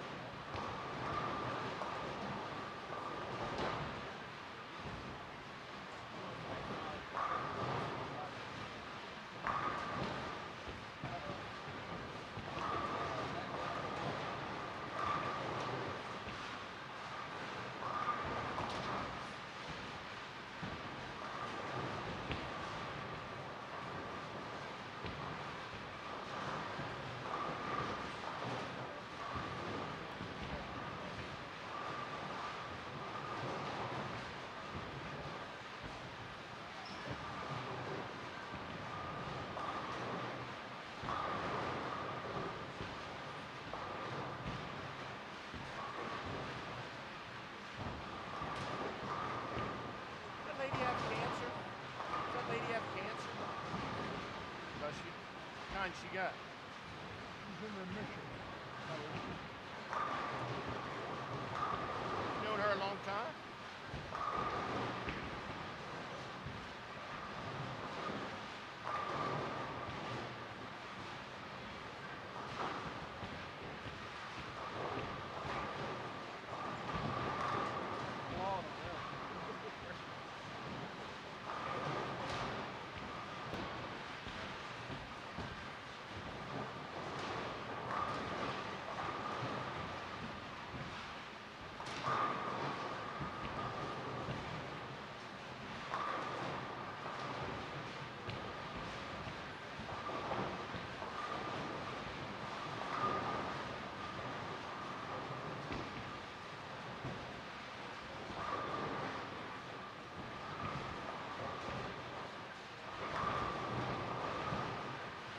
Josh liked Linda.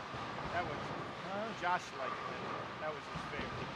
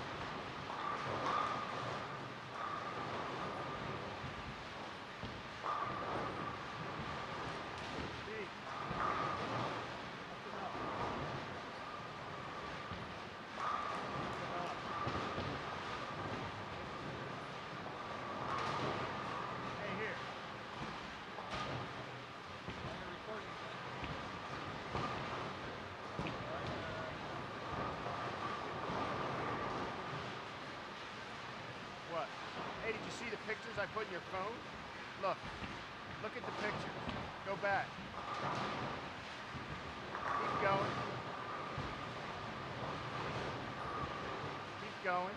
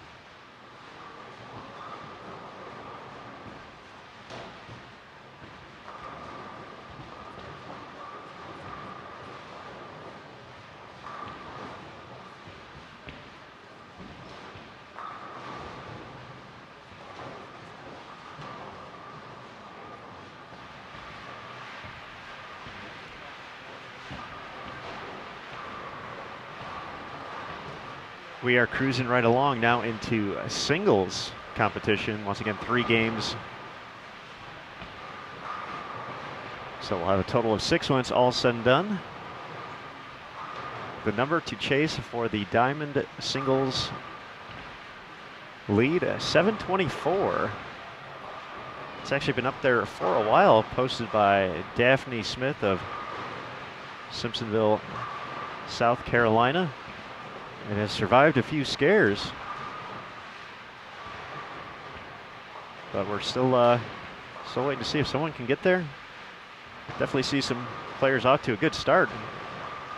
Over on 15 and 16, Karen Boyd with 8 consecutive strikes to kick things off. Rachel Delcerone has a shot at 279 to start singles. 268 for Krista Nieder.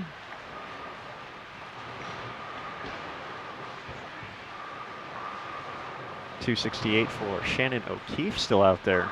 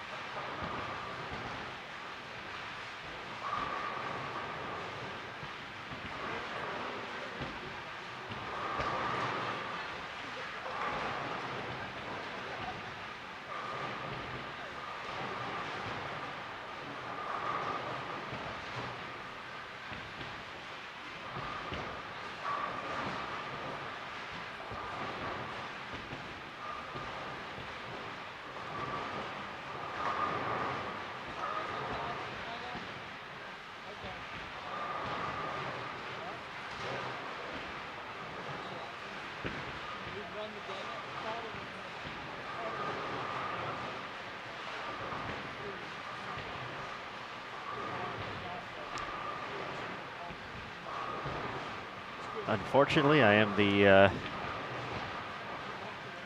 black cloud even from way up here. Just mentioned Karen Boyd getting 8 in a row, and she leaves a 10-pin in the 9th frame.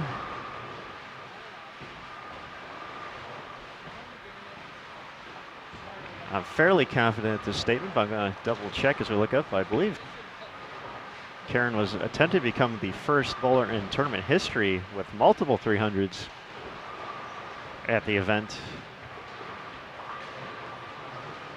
And how about that? I did have it right. Karen shot 300 at the 2010 event in El Paso, Texas. He's one of 3 bowlers to accomplish that feat.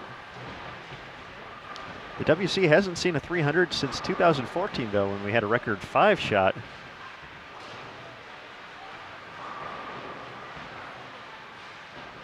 Including one, I should say, by a young lady, one pair to our left. Linda Barnes used the momentum of that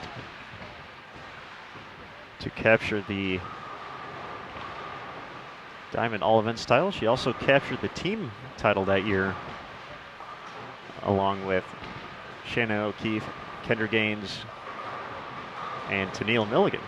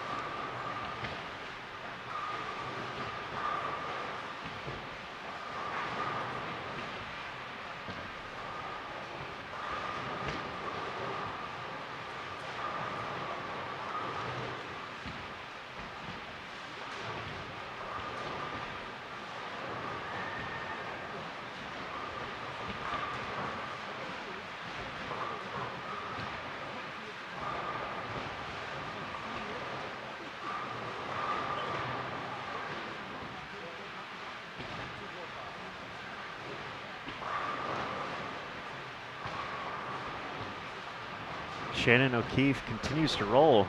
265 to kick things off in singles. She was at 1383 through 6.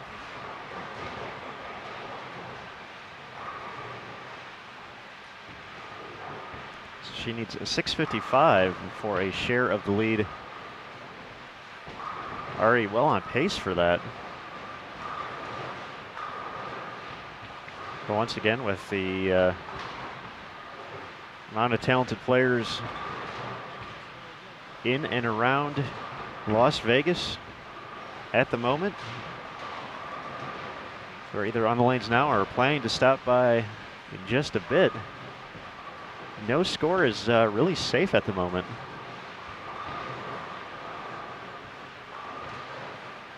As we've seen with the overturn in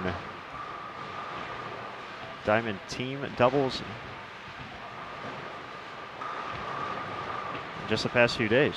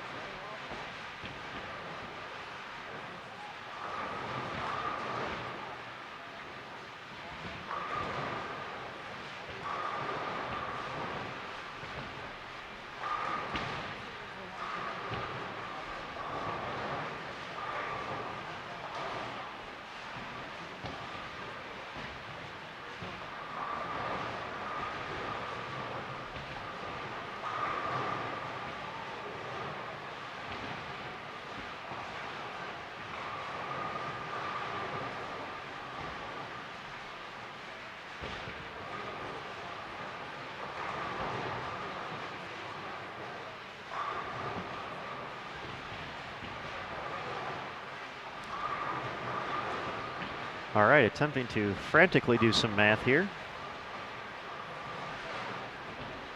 And at least hopefully have a picture of what's going on in all events. As far as what I could find on this squad, it appears that Shannon O'Keefe was the high player through 6 games at 1383. Shannon Pluhowski at 1360. Pluhowski started singles with a 211, as we mentioned, O'Keefe at 265.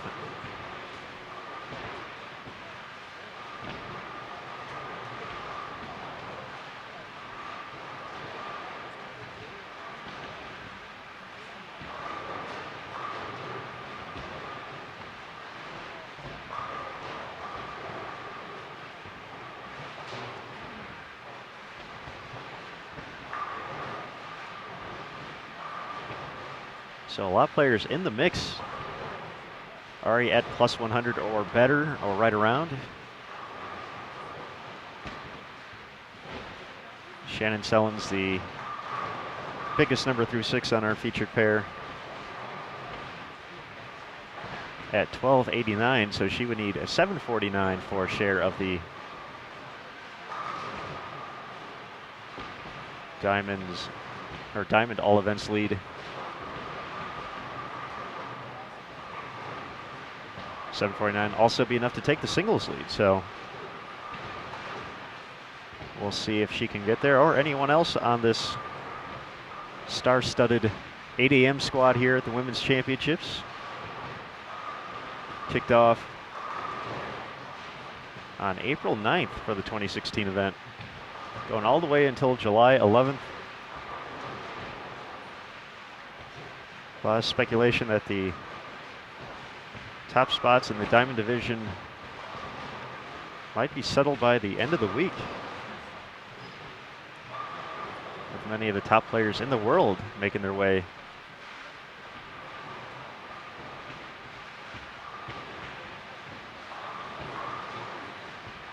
to Las Vegas for the Queens. However, I have seen a time where we've seen someone put up a big score at the end of the year to grab one of those titles. 2010, Krishna Howard out of California rolled her first career perfect game on the way to, I believe, a 792 series in singles. To capture not only the scratch part, but the diamond as well. The tournament has it's had a few changes over the course of the years.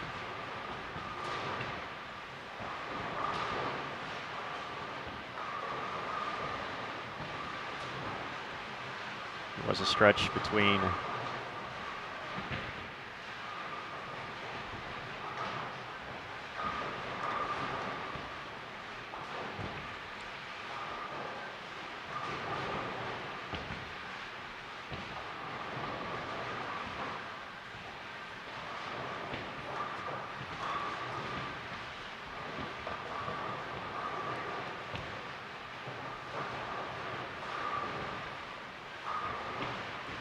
but as we said, has undergone changes, and has definitely listened to bowler feedback throughout the years about what's been good, what needs to be changed. So 4-player teams, part of those changes, the return to an all-scratch format in 2014, and the addition of more divisions. All recent changes.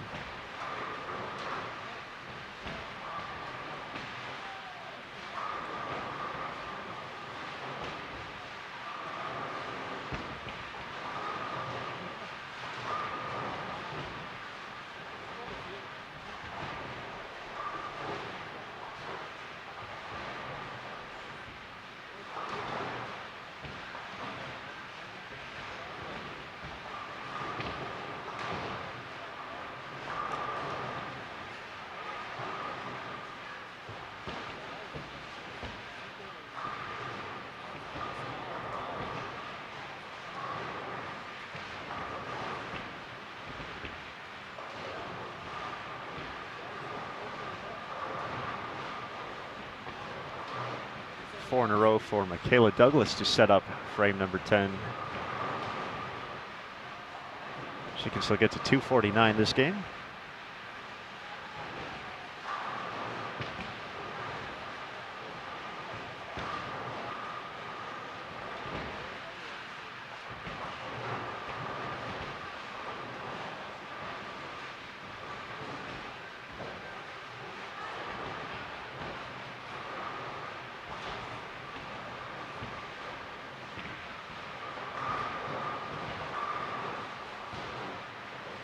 Nice shot by Emily to set up the foundation frame.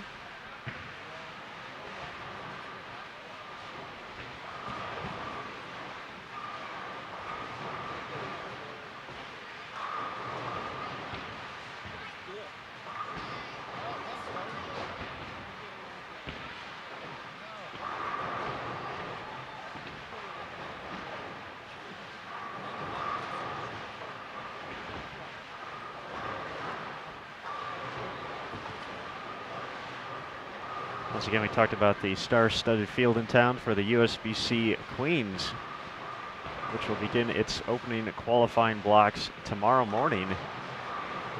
You'll be able to find all the information you need to know about the event at bowl.com/Queens.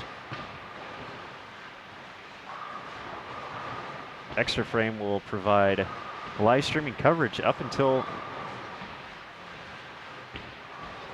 the stepladder finals. The stepladder finals will air live on CBS Sports Network this coming Thursday, May 26th at 8 p.m. Eastern, 5 p.m. local time here in Las Vegas. Thursday will feature 4 tape shows, including the PWBA Las Vegas Open, the nationwide PWBA Sonoma County Open, and the PWBA Storm Sacramento Open. We know the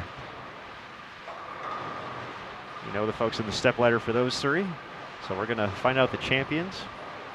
Those shows will air on Tuesdays on CBS Sports Network, starting on June 7th with the Las Vegas Open.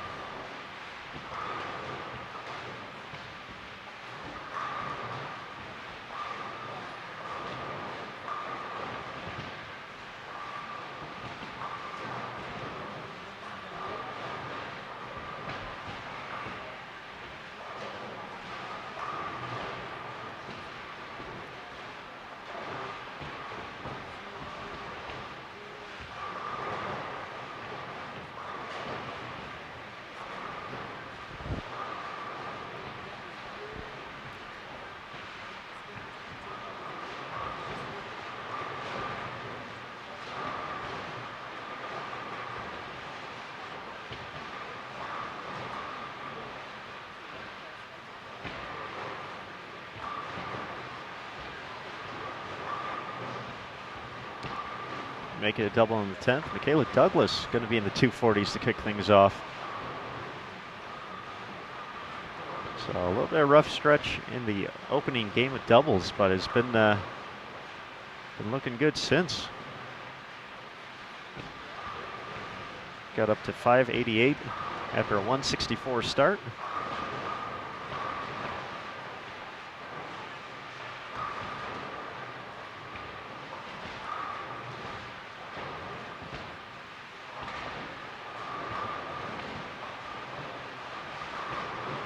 They'd make it 249 last 7 strikes.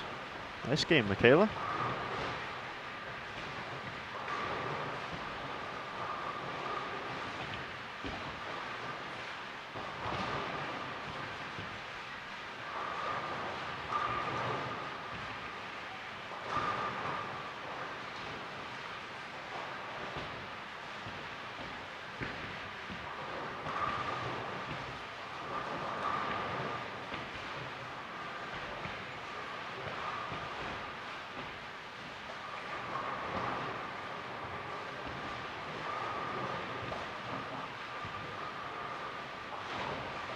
The hit's not going Emily's way there. Almost a 7-10 for a second.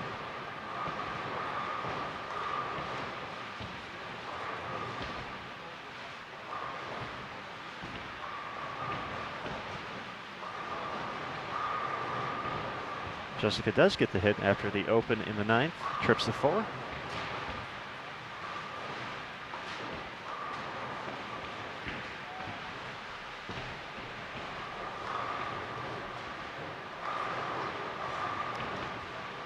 Brianna Code at 455 through 2 games on the other side of the house. Angie Ramirez 461 through 2.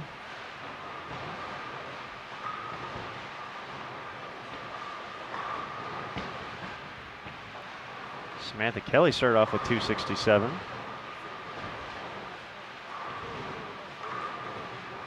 Kristen Nieder 247, Rachel Del Cerrone 244. They're halfway through game 2.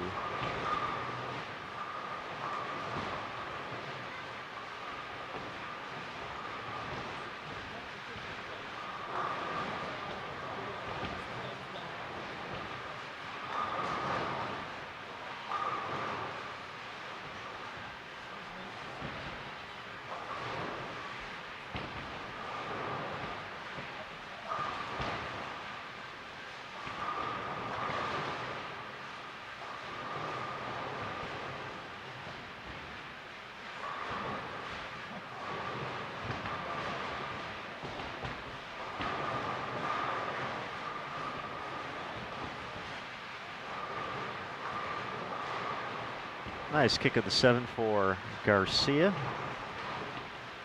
Get to 232.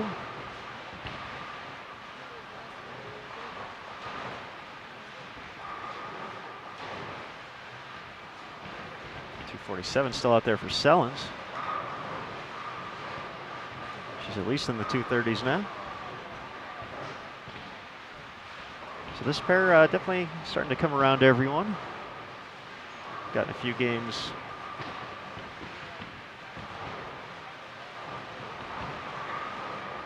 under their belt and starting to see what this 41-foot pattern is giving them.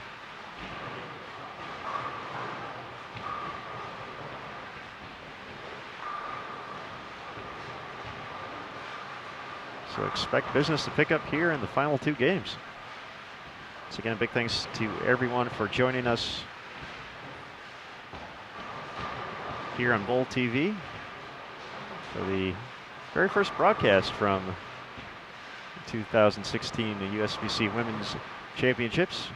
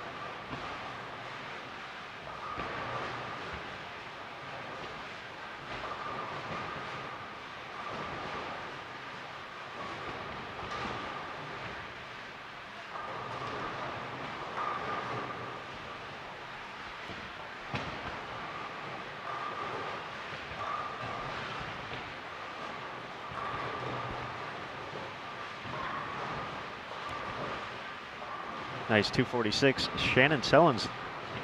So definitely a great effort overall on 11 and 12 to kick things off on singles. Michaela Douglas leading the way 249 after 1. A few other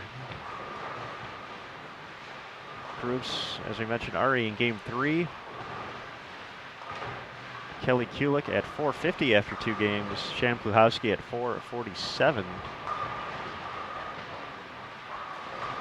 Kelly had a rough double set. I think she only ended up at 560. Pluhowski had the big number in team, 754, just 606 in doubles.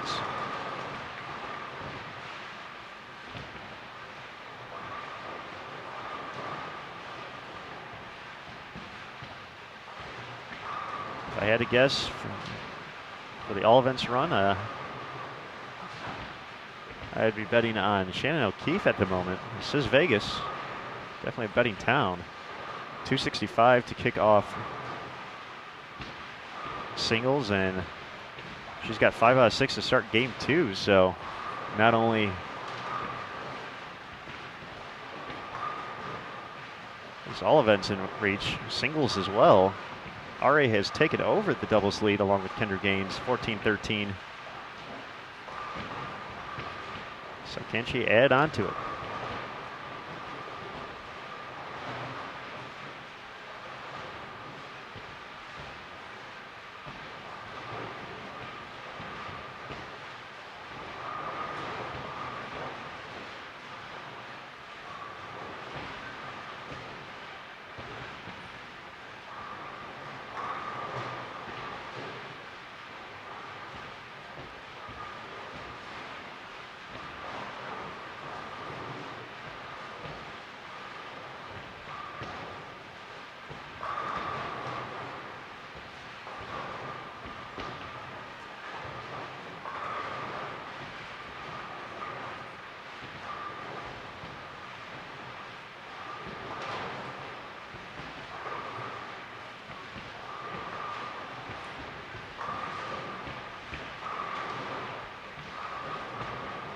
As we start game number 2, we're going to take a quick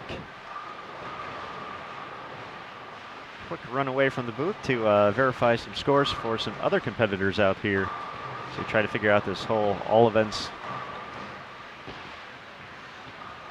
race to the top. So game 2 underway. One more to go after this. Here live from Las Vegas. Thanks again for tuning in. Game 2 of singles underway.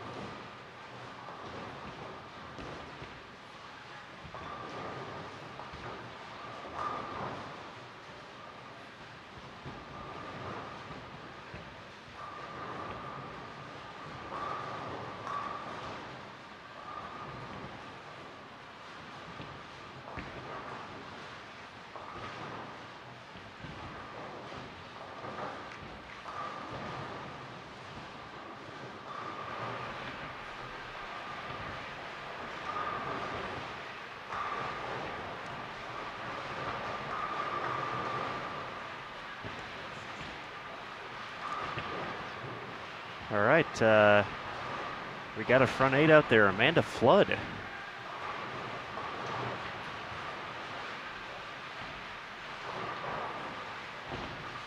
Had the front eight, unfortunately.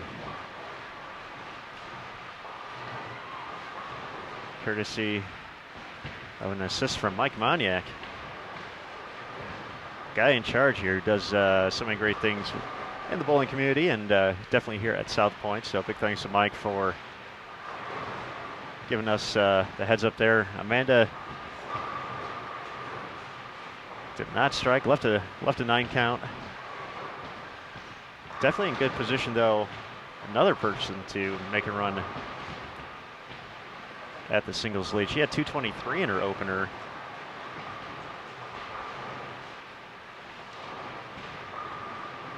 Now with a chance to shoot 279. Brianna Cody starts off with 5 in a row again. She had 455 after 2, can get to 755 still. It's just some wacky and wild times going on here.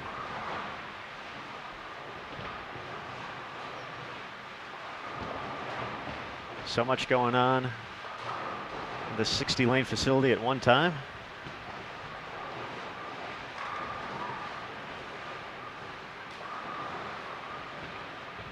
Shannon O'Keefe still striking, can still shoot 279 as she gets ready for frame number 10 in just a few moments here. She had 265 in the opener.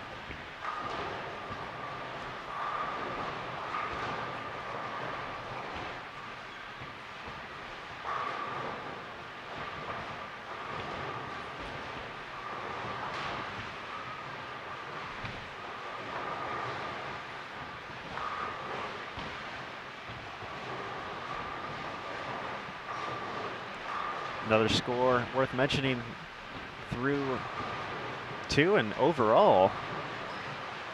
Kristen Nider, part of the Logo Infusion team that took over the Diamond team lead yesterday. She shot 674 in that effort. Added 704 in doubles. She's at 1378.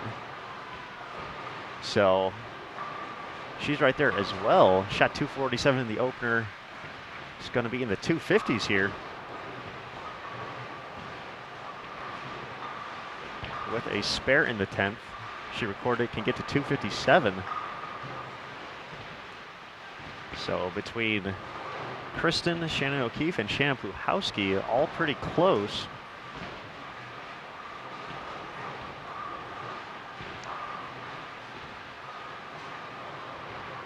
Who's going to make the big push here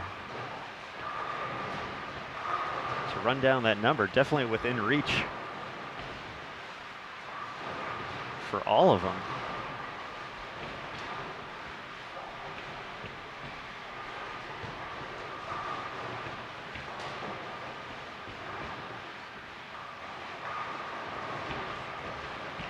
Seven in a row for Brianna Cody. We've seen that a few times already today.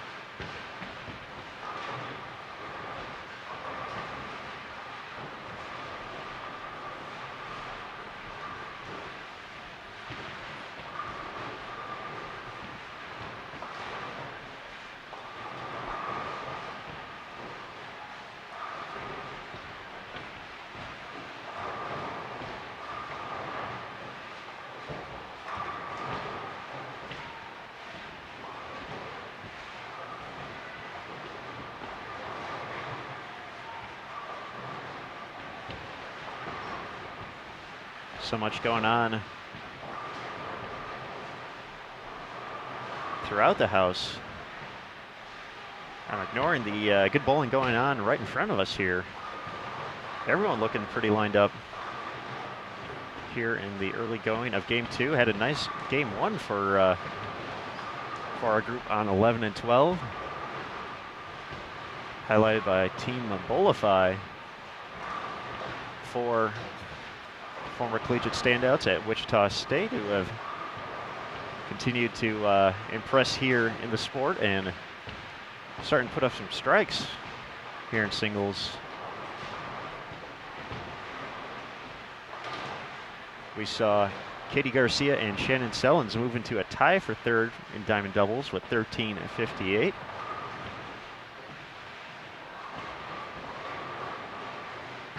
Sellens led the way with 7-1, I believe. There's so much paperwork from all the excitement. Make it 8 in a row for Brianna Cody.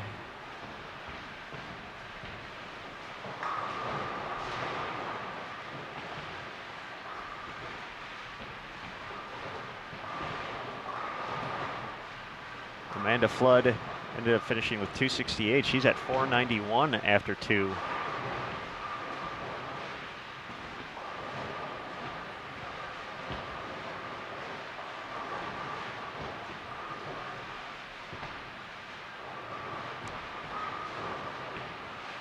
Kristen Nieder at 501. Jody Wessner, the record holder here at the Women's Championships, 496 after 2.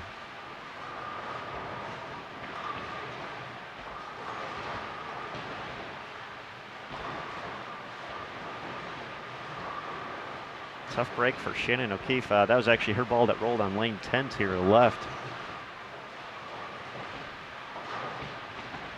A chance to shoot at 279 with 3 strikes in the 10th. Leaves the 4-9 on her first shot.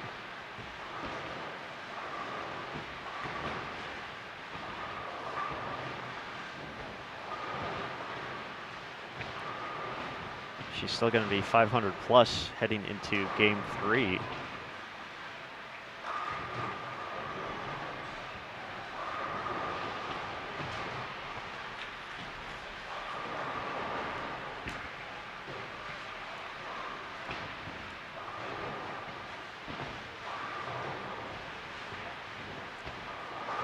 Shannon does convert the spare though. Now can get to 257. That'll put her at 522.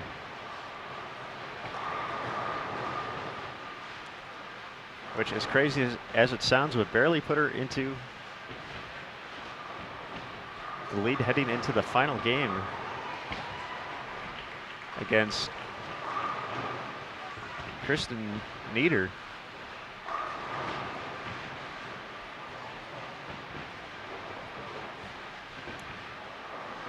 And Brianna has gotten up to 9 in a row, so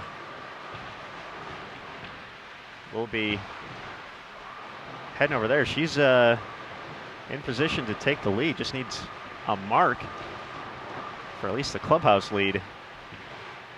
Craziness ensuing here at the South Point Bowling Plaza.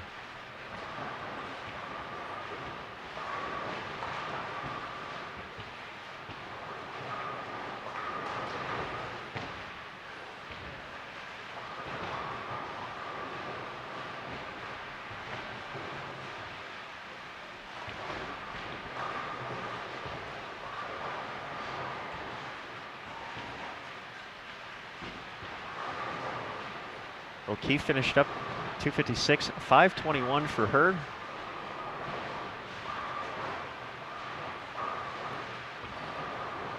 I've seen some crazy weeks here with queens in town in the past, and I don't think anything is quite matched up to just what's going on everywhere around us here.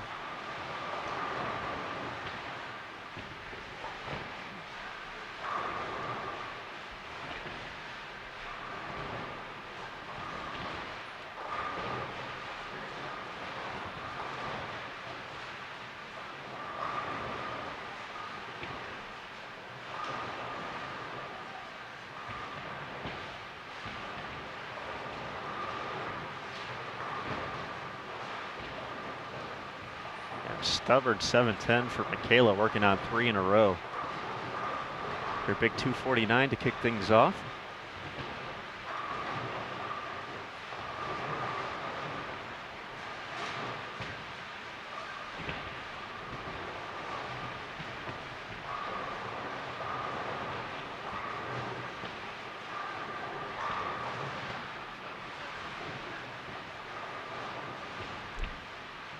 So we're going to turn our direction to the other side of the house, or at least I am.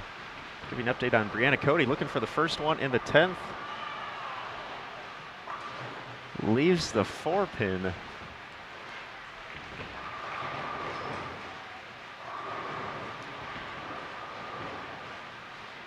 She can still get to 734 though with the conversion and a strike. That would put her past Daphne Smith and into the clubhouse lead.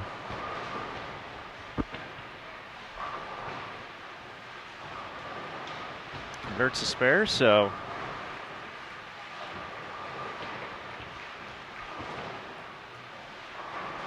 we'll have a new diamond singles leader for the moment. Will it stand? That's the crazy part of it all.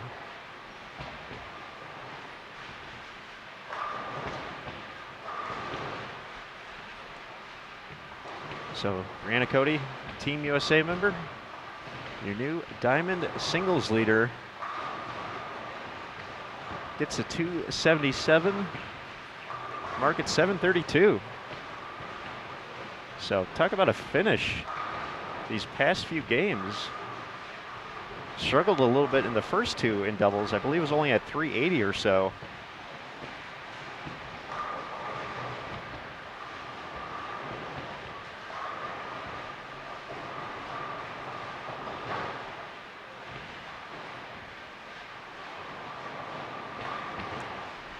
So 732. Number now. Brianna also had, I believe, the front 8 to start the last game of doubles.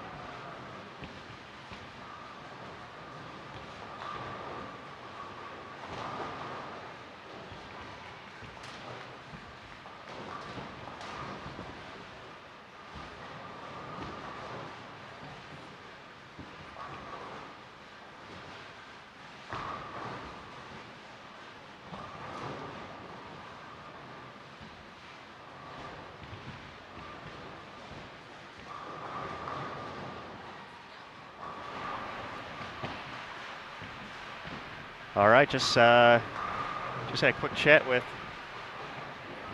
Brianna Cody, our new diamond singles leader. She's kind of taking a look at the scoreboards and not 100% sure if it's going to hold up, and a lot of scores out there once again with the star-studded squad.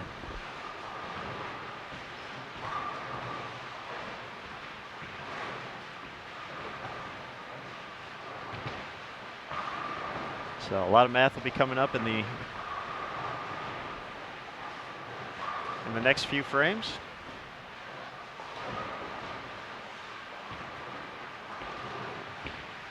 As we get closer and closer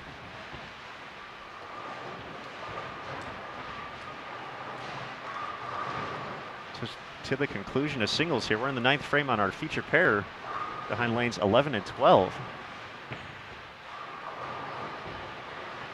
Our group has put together a pretty consistent effort here in singles.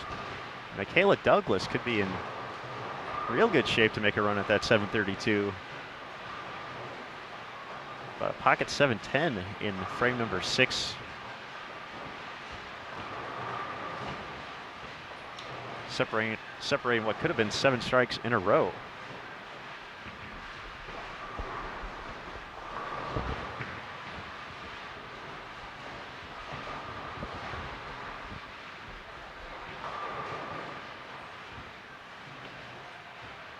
Our battle for all events. Kristen Nieder started with 3 in a row. Went 9 spare, strike in the 6th. Shannon O'Keefe spare in the 1st, double, and then a spare in the 4th.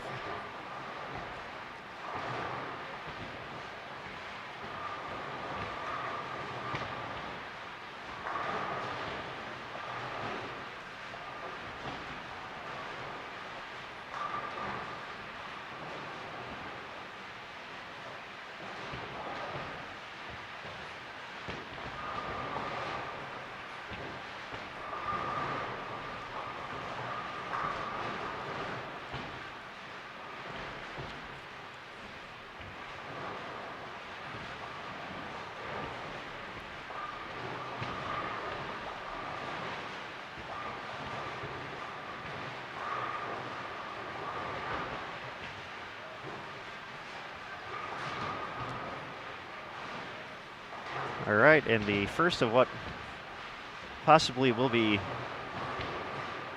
many lead changes here in all events.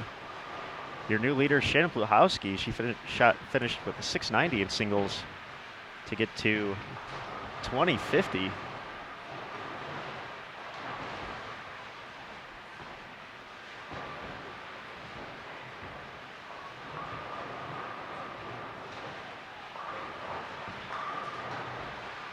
I don't think that's going to be enough when we're all said and done, but leading for the moment.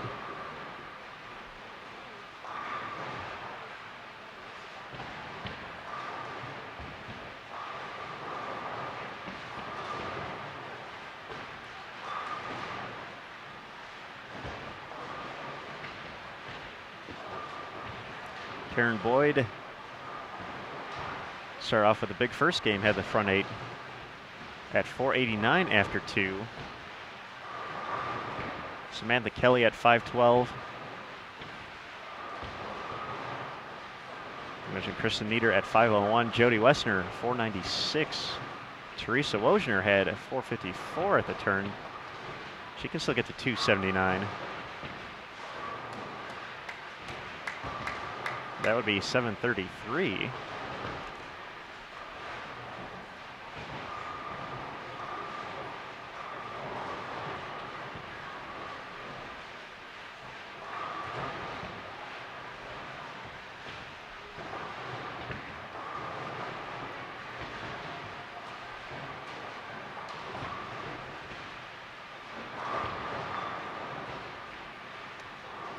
Caitlin Mayle finishes with the last 4 for 196.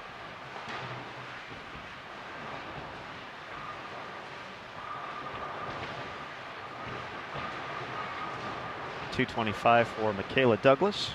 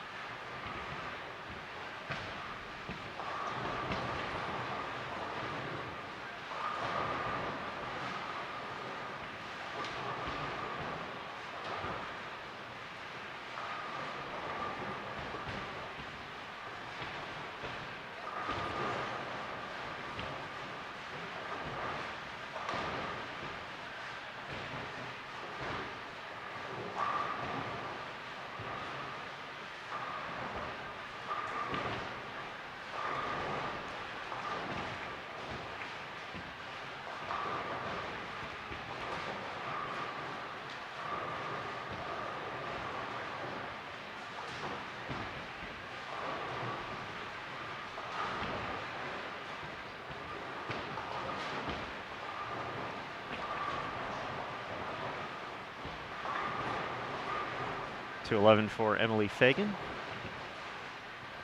Putting together a few doubles in that game. 200 on the nose for Jessica Abel. Once again, Katie Garcia and Shannon Sellens put up some nice numbers here.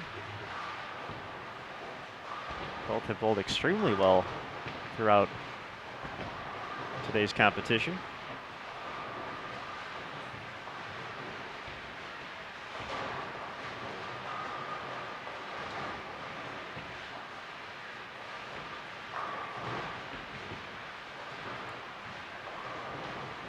I don't think Shannon thought that one was going to strike, just a hunch.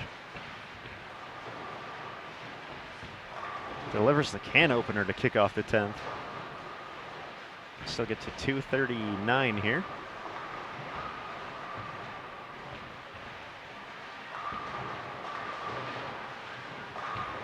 To go along with 246 in the opener.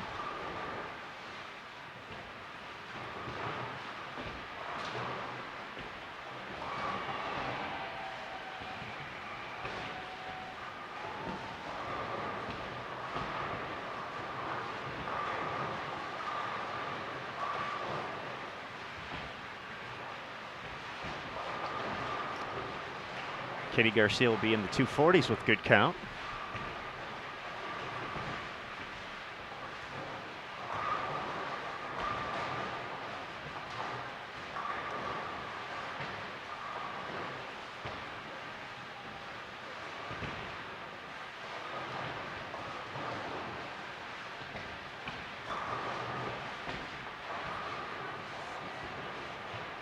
One of the few miscues we've seen from Sellens today. She's been pretty consistent. 701 in doubles and nice 246 start. She's still going to be in the 230s here.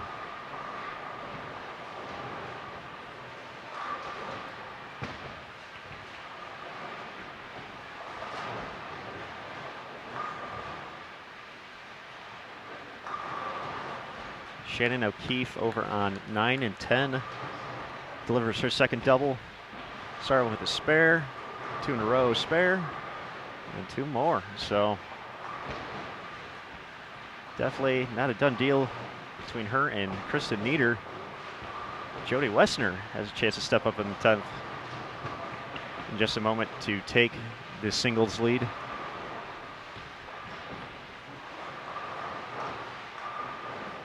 Just craziness going on here at the WC today.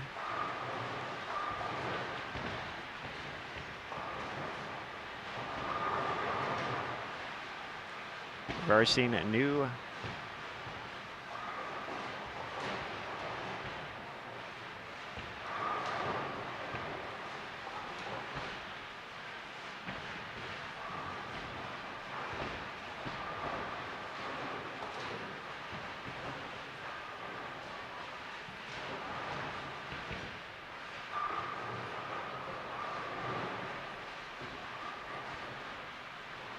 RAC new diamond doubles, diamond singles, and diamond all events leaders just in this squad.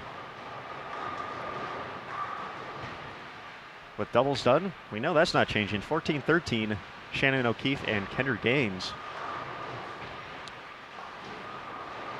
It's looking like the 732 from Brianna Cody is not going to stand, but it's not technically over until it's over.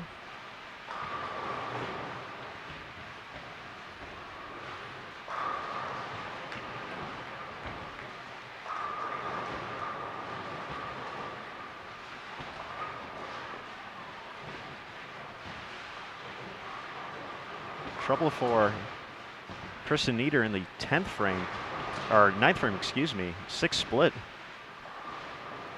And unable to convert. She can max out at 230. That would put her at 731. So that won't be enough.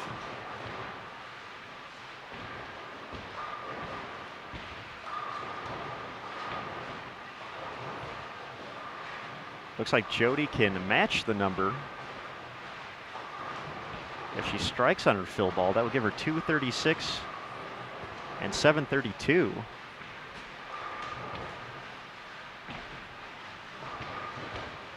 Shannon Sellens and Katie Garcia definitely still in the mix on our feature pair. They were actually the last to flip over to the third game, so they may know exactly what they need in this final game.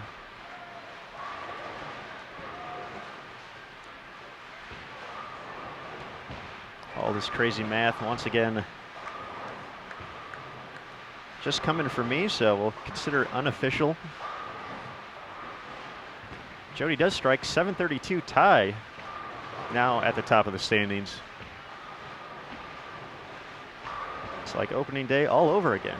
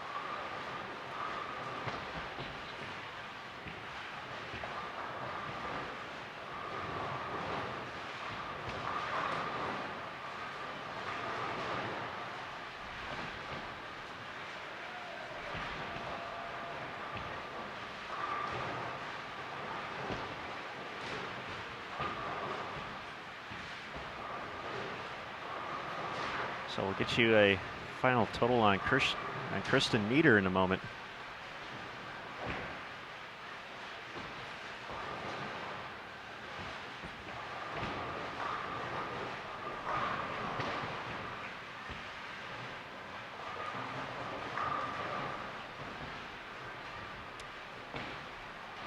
She finishes with the last three for 731. That would get her to 2109, so she's already ahead of Shannon Pluhowski.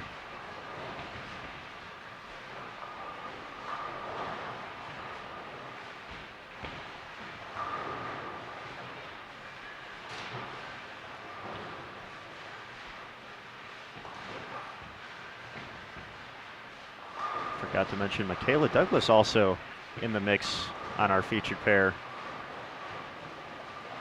Garcia 479, Sellens 478, and Douglas 474.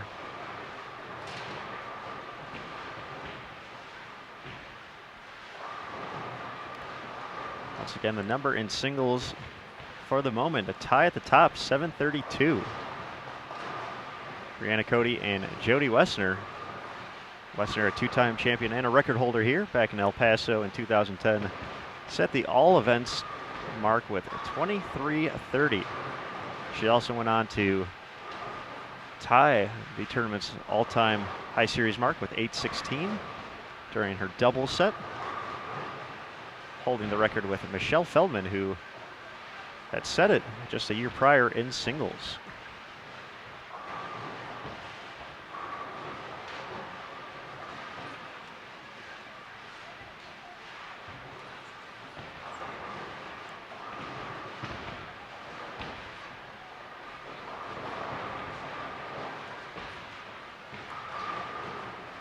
Way over on 23 and 24, Kristen Spare, and hasn't thrown her fill ball yet, so best she can get to is 721 now. Looks like 720.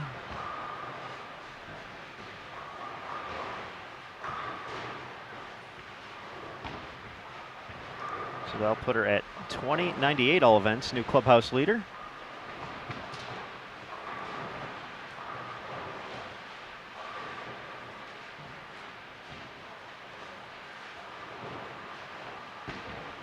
Shannon O'Keefe is going to be in position to leave leading in 3 events after today.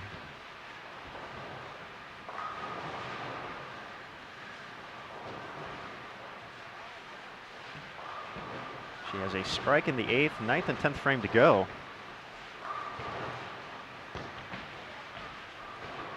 Can still shoot 246. That would give her to 767.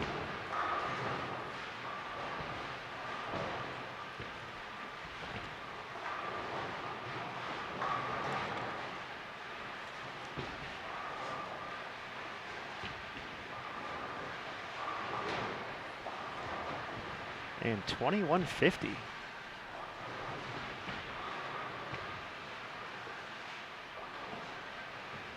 So she's 4 strikes away from accomplishing that.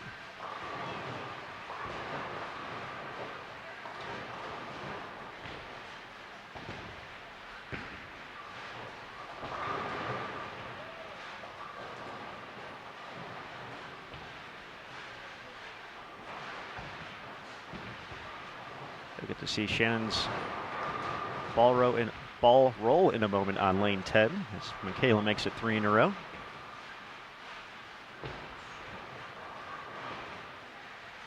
That is the 9th frame, delivers.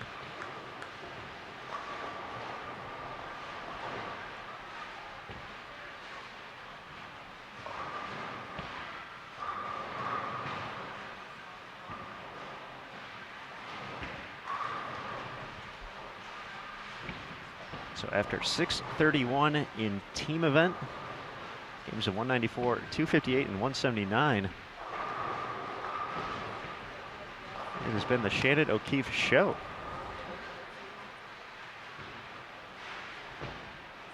.752 to help her and Kendra Gaines into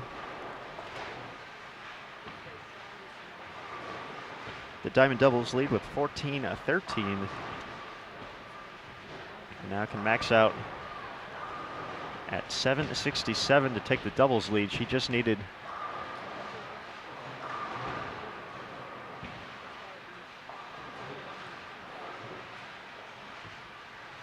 .212 to take it outright. Still getting to the 240s here, so that lead not official yet, but certainly close.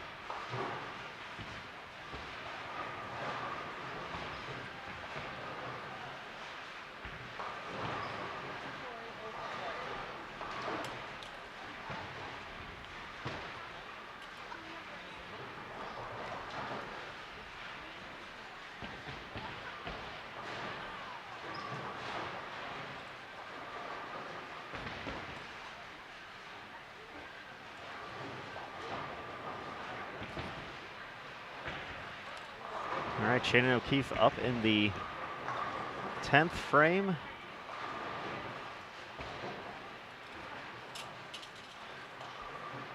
Leaves a 10 pin. She is the new singles leader.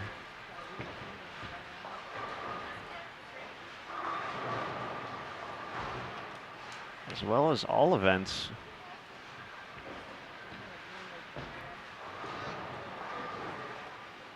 But she can add on to it if she picks it up. Already at 734, 732 was the new number.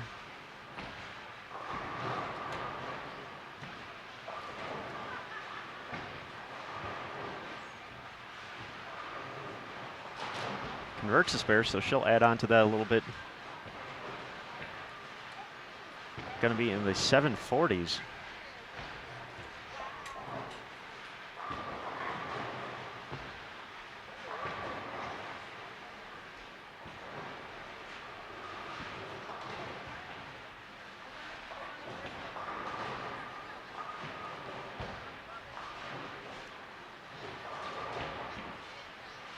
So from looking around what I can see, Samantha Kelly still has a possible chance here. We'll do the math for her real quick. 746, the new single score, along with 21-29, Shannon O'Keefe.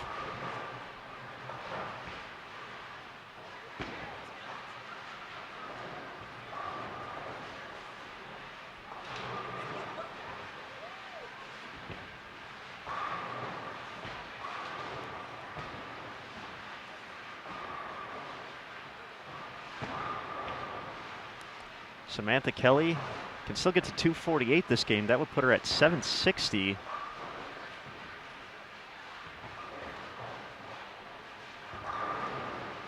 Michaela Douglas still has 774 out there.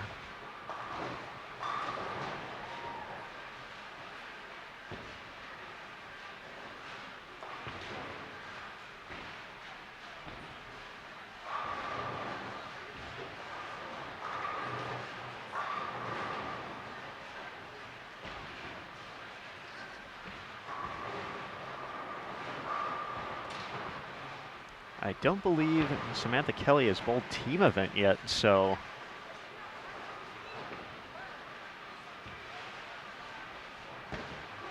she did bowl pretty well in doubles too. I don't have, or actually I do have the number, 717 I believe.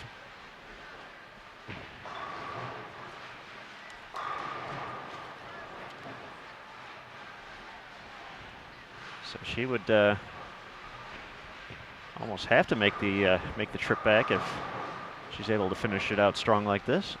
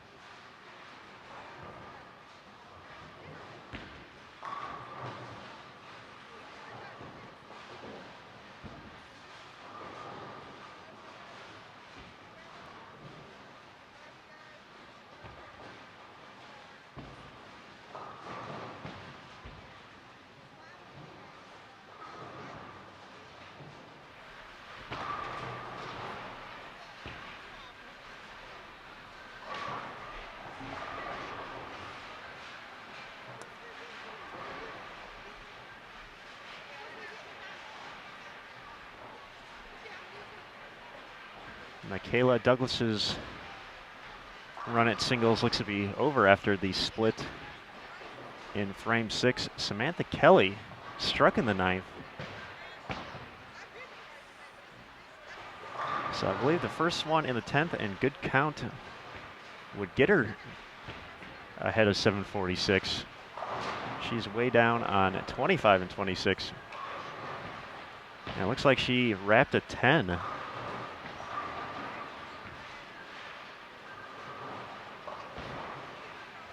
So she's going to fall just short, if my math's right. But definitely will have an opportunity. She has not bowled team event to come back, and she'll be in town for the Queens all week. Possibly already scheduled to come in.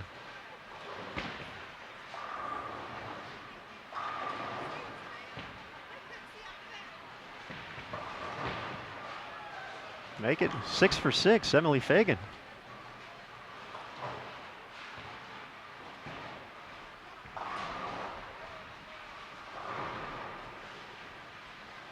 Trying to finish up things the right way here on Bowl TV. Three-time All-American at Wichita State. Two-time national champion. Helping the Shockers to the ITC title in 2005 and 2007. Jessica Abel, part of the 2009 Wichita State team.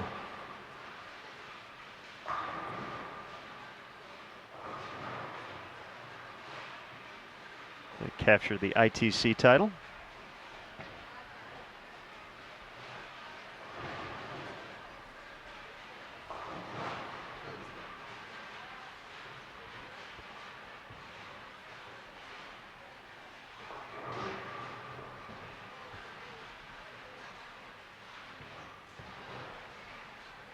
So 738, the total for Samantha Kelly moves into second place in singles.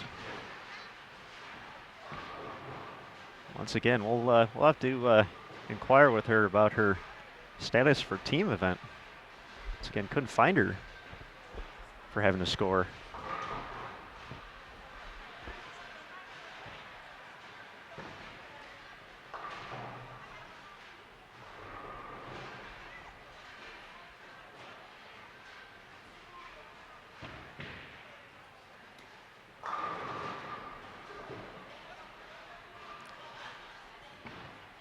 Sellens just losing the look here in her final game. Really slitting a few spares, but just one strike so far. After averaging 230 plus so far for the day. She'll take care of the spare though.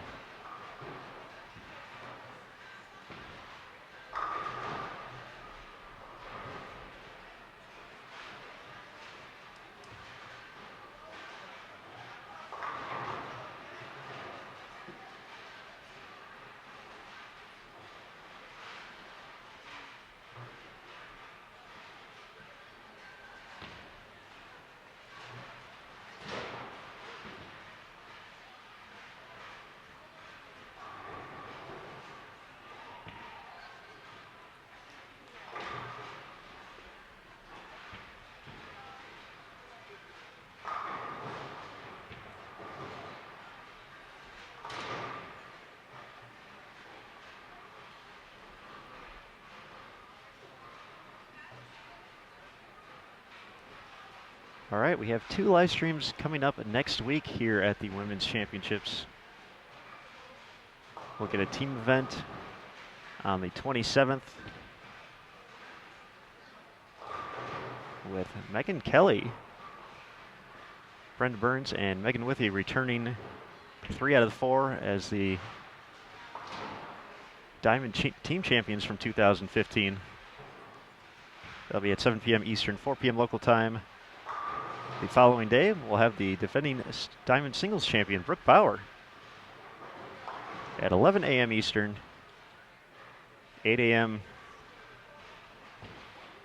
bright and early here in Las Vegas.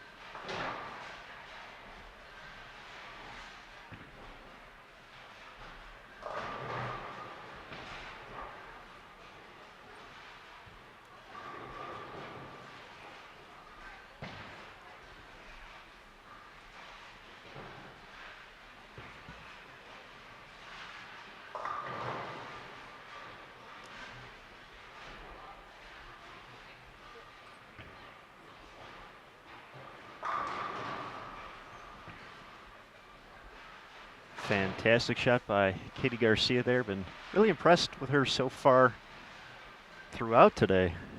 The lone left-hander having to manage everything out there, break it down by herself, and has put together some nice scores. Her and Shannon Sellens moved into a tie for third in diamond doubles with 13.58.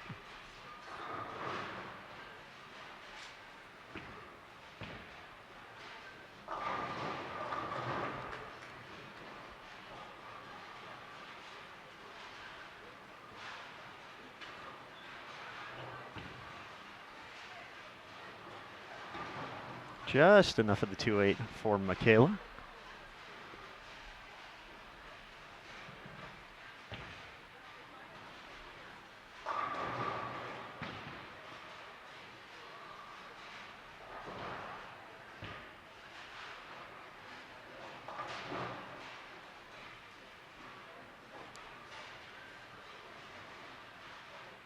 The excitement here in Las Vegas continues tomorrow, except we're heading a few miles north to the Orleans, which is hosting the 2016 USBC Queens. Qualifying starts tomorrow morning, bright and early on Extra Frame. We'll have 15 games of qualifying for more than 250 of the top female players from across the globe.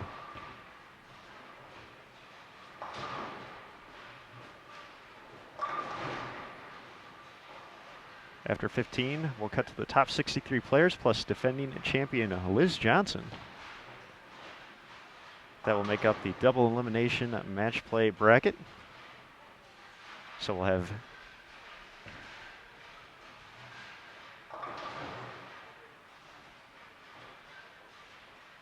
three-game matches with total pinfall determining who advances out of that before we get down to our final five for the stepladder final, which will air live on CBS Sports Network on this upcoming Thursday, May 26th at 8 p.m.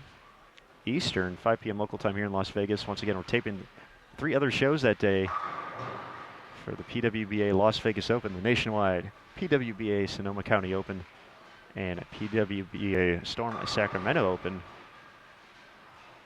all taking place at the Orleans. Free of charge if you're in Las Vegas, so just head over, get your seat, and enjoy the show.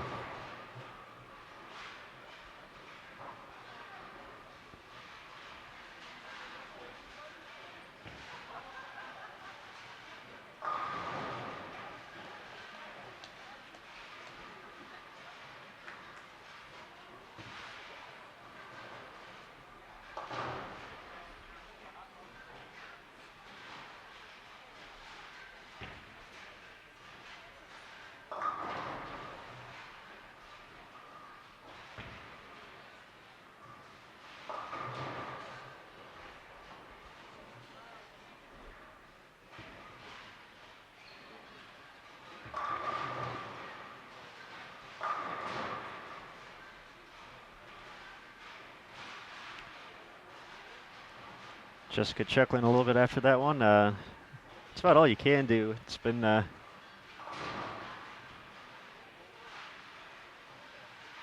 after 6 games, not the hit you were hoping for, but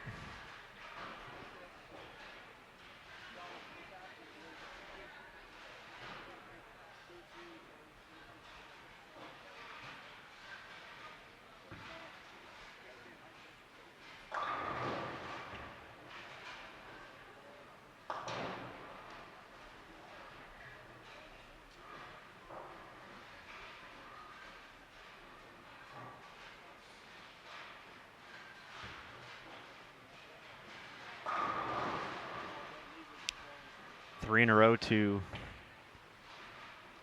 7th and 10th for Garcia. 233 still available.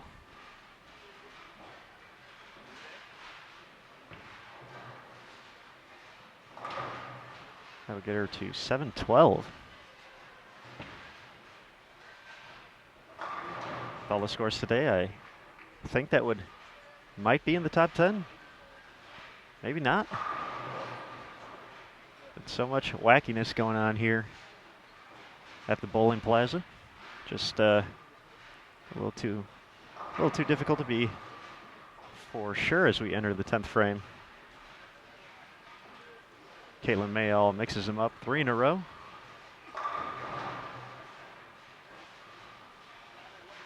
Michaela can still get to 233 here. That will put her 700 plus as well. Great shot.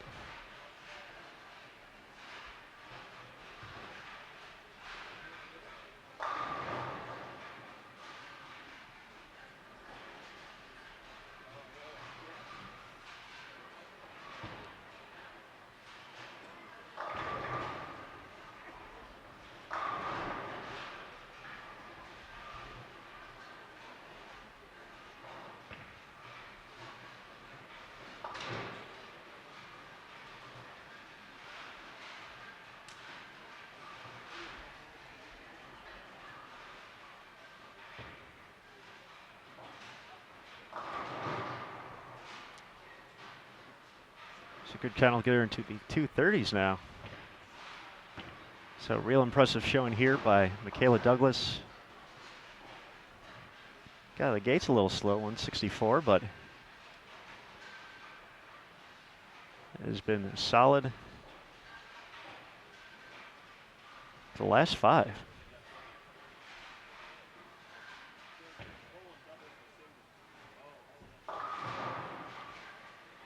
So 231, the official number.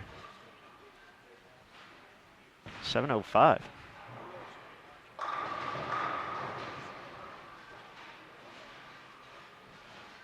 Nice shot by Jessica. She can still get to 180.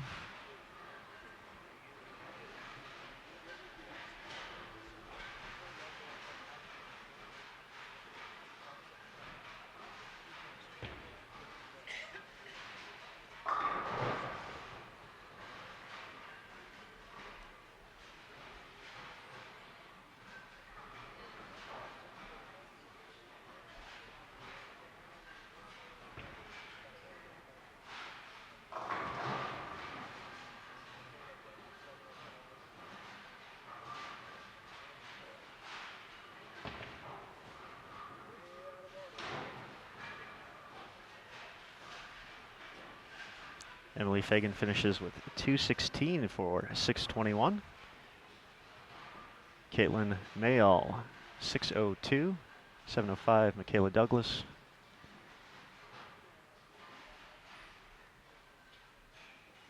Be 585 with a strike from Jessica Abel. And she is able.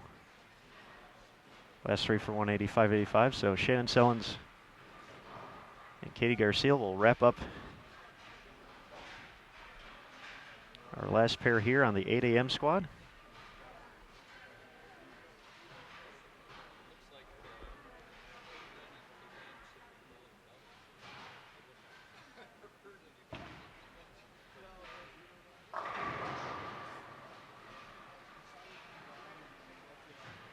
Shannon delivers the first one to make it 4 in a row.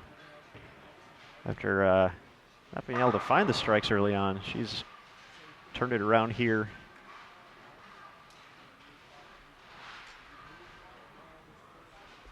In the back half of the game.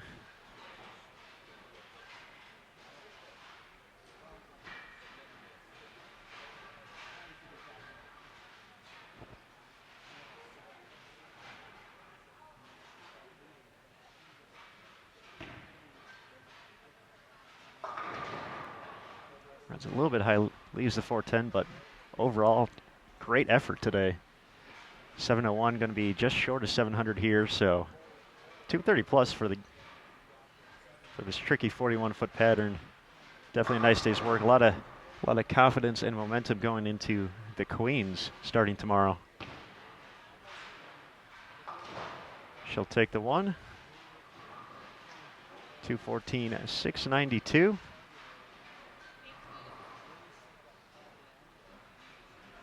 So final shot of the day coming up, Katie Garcia.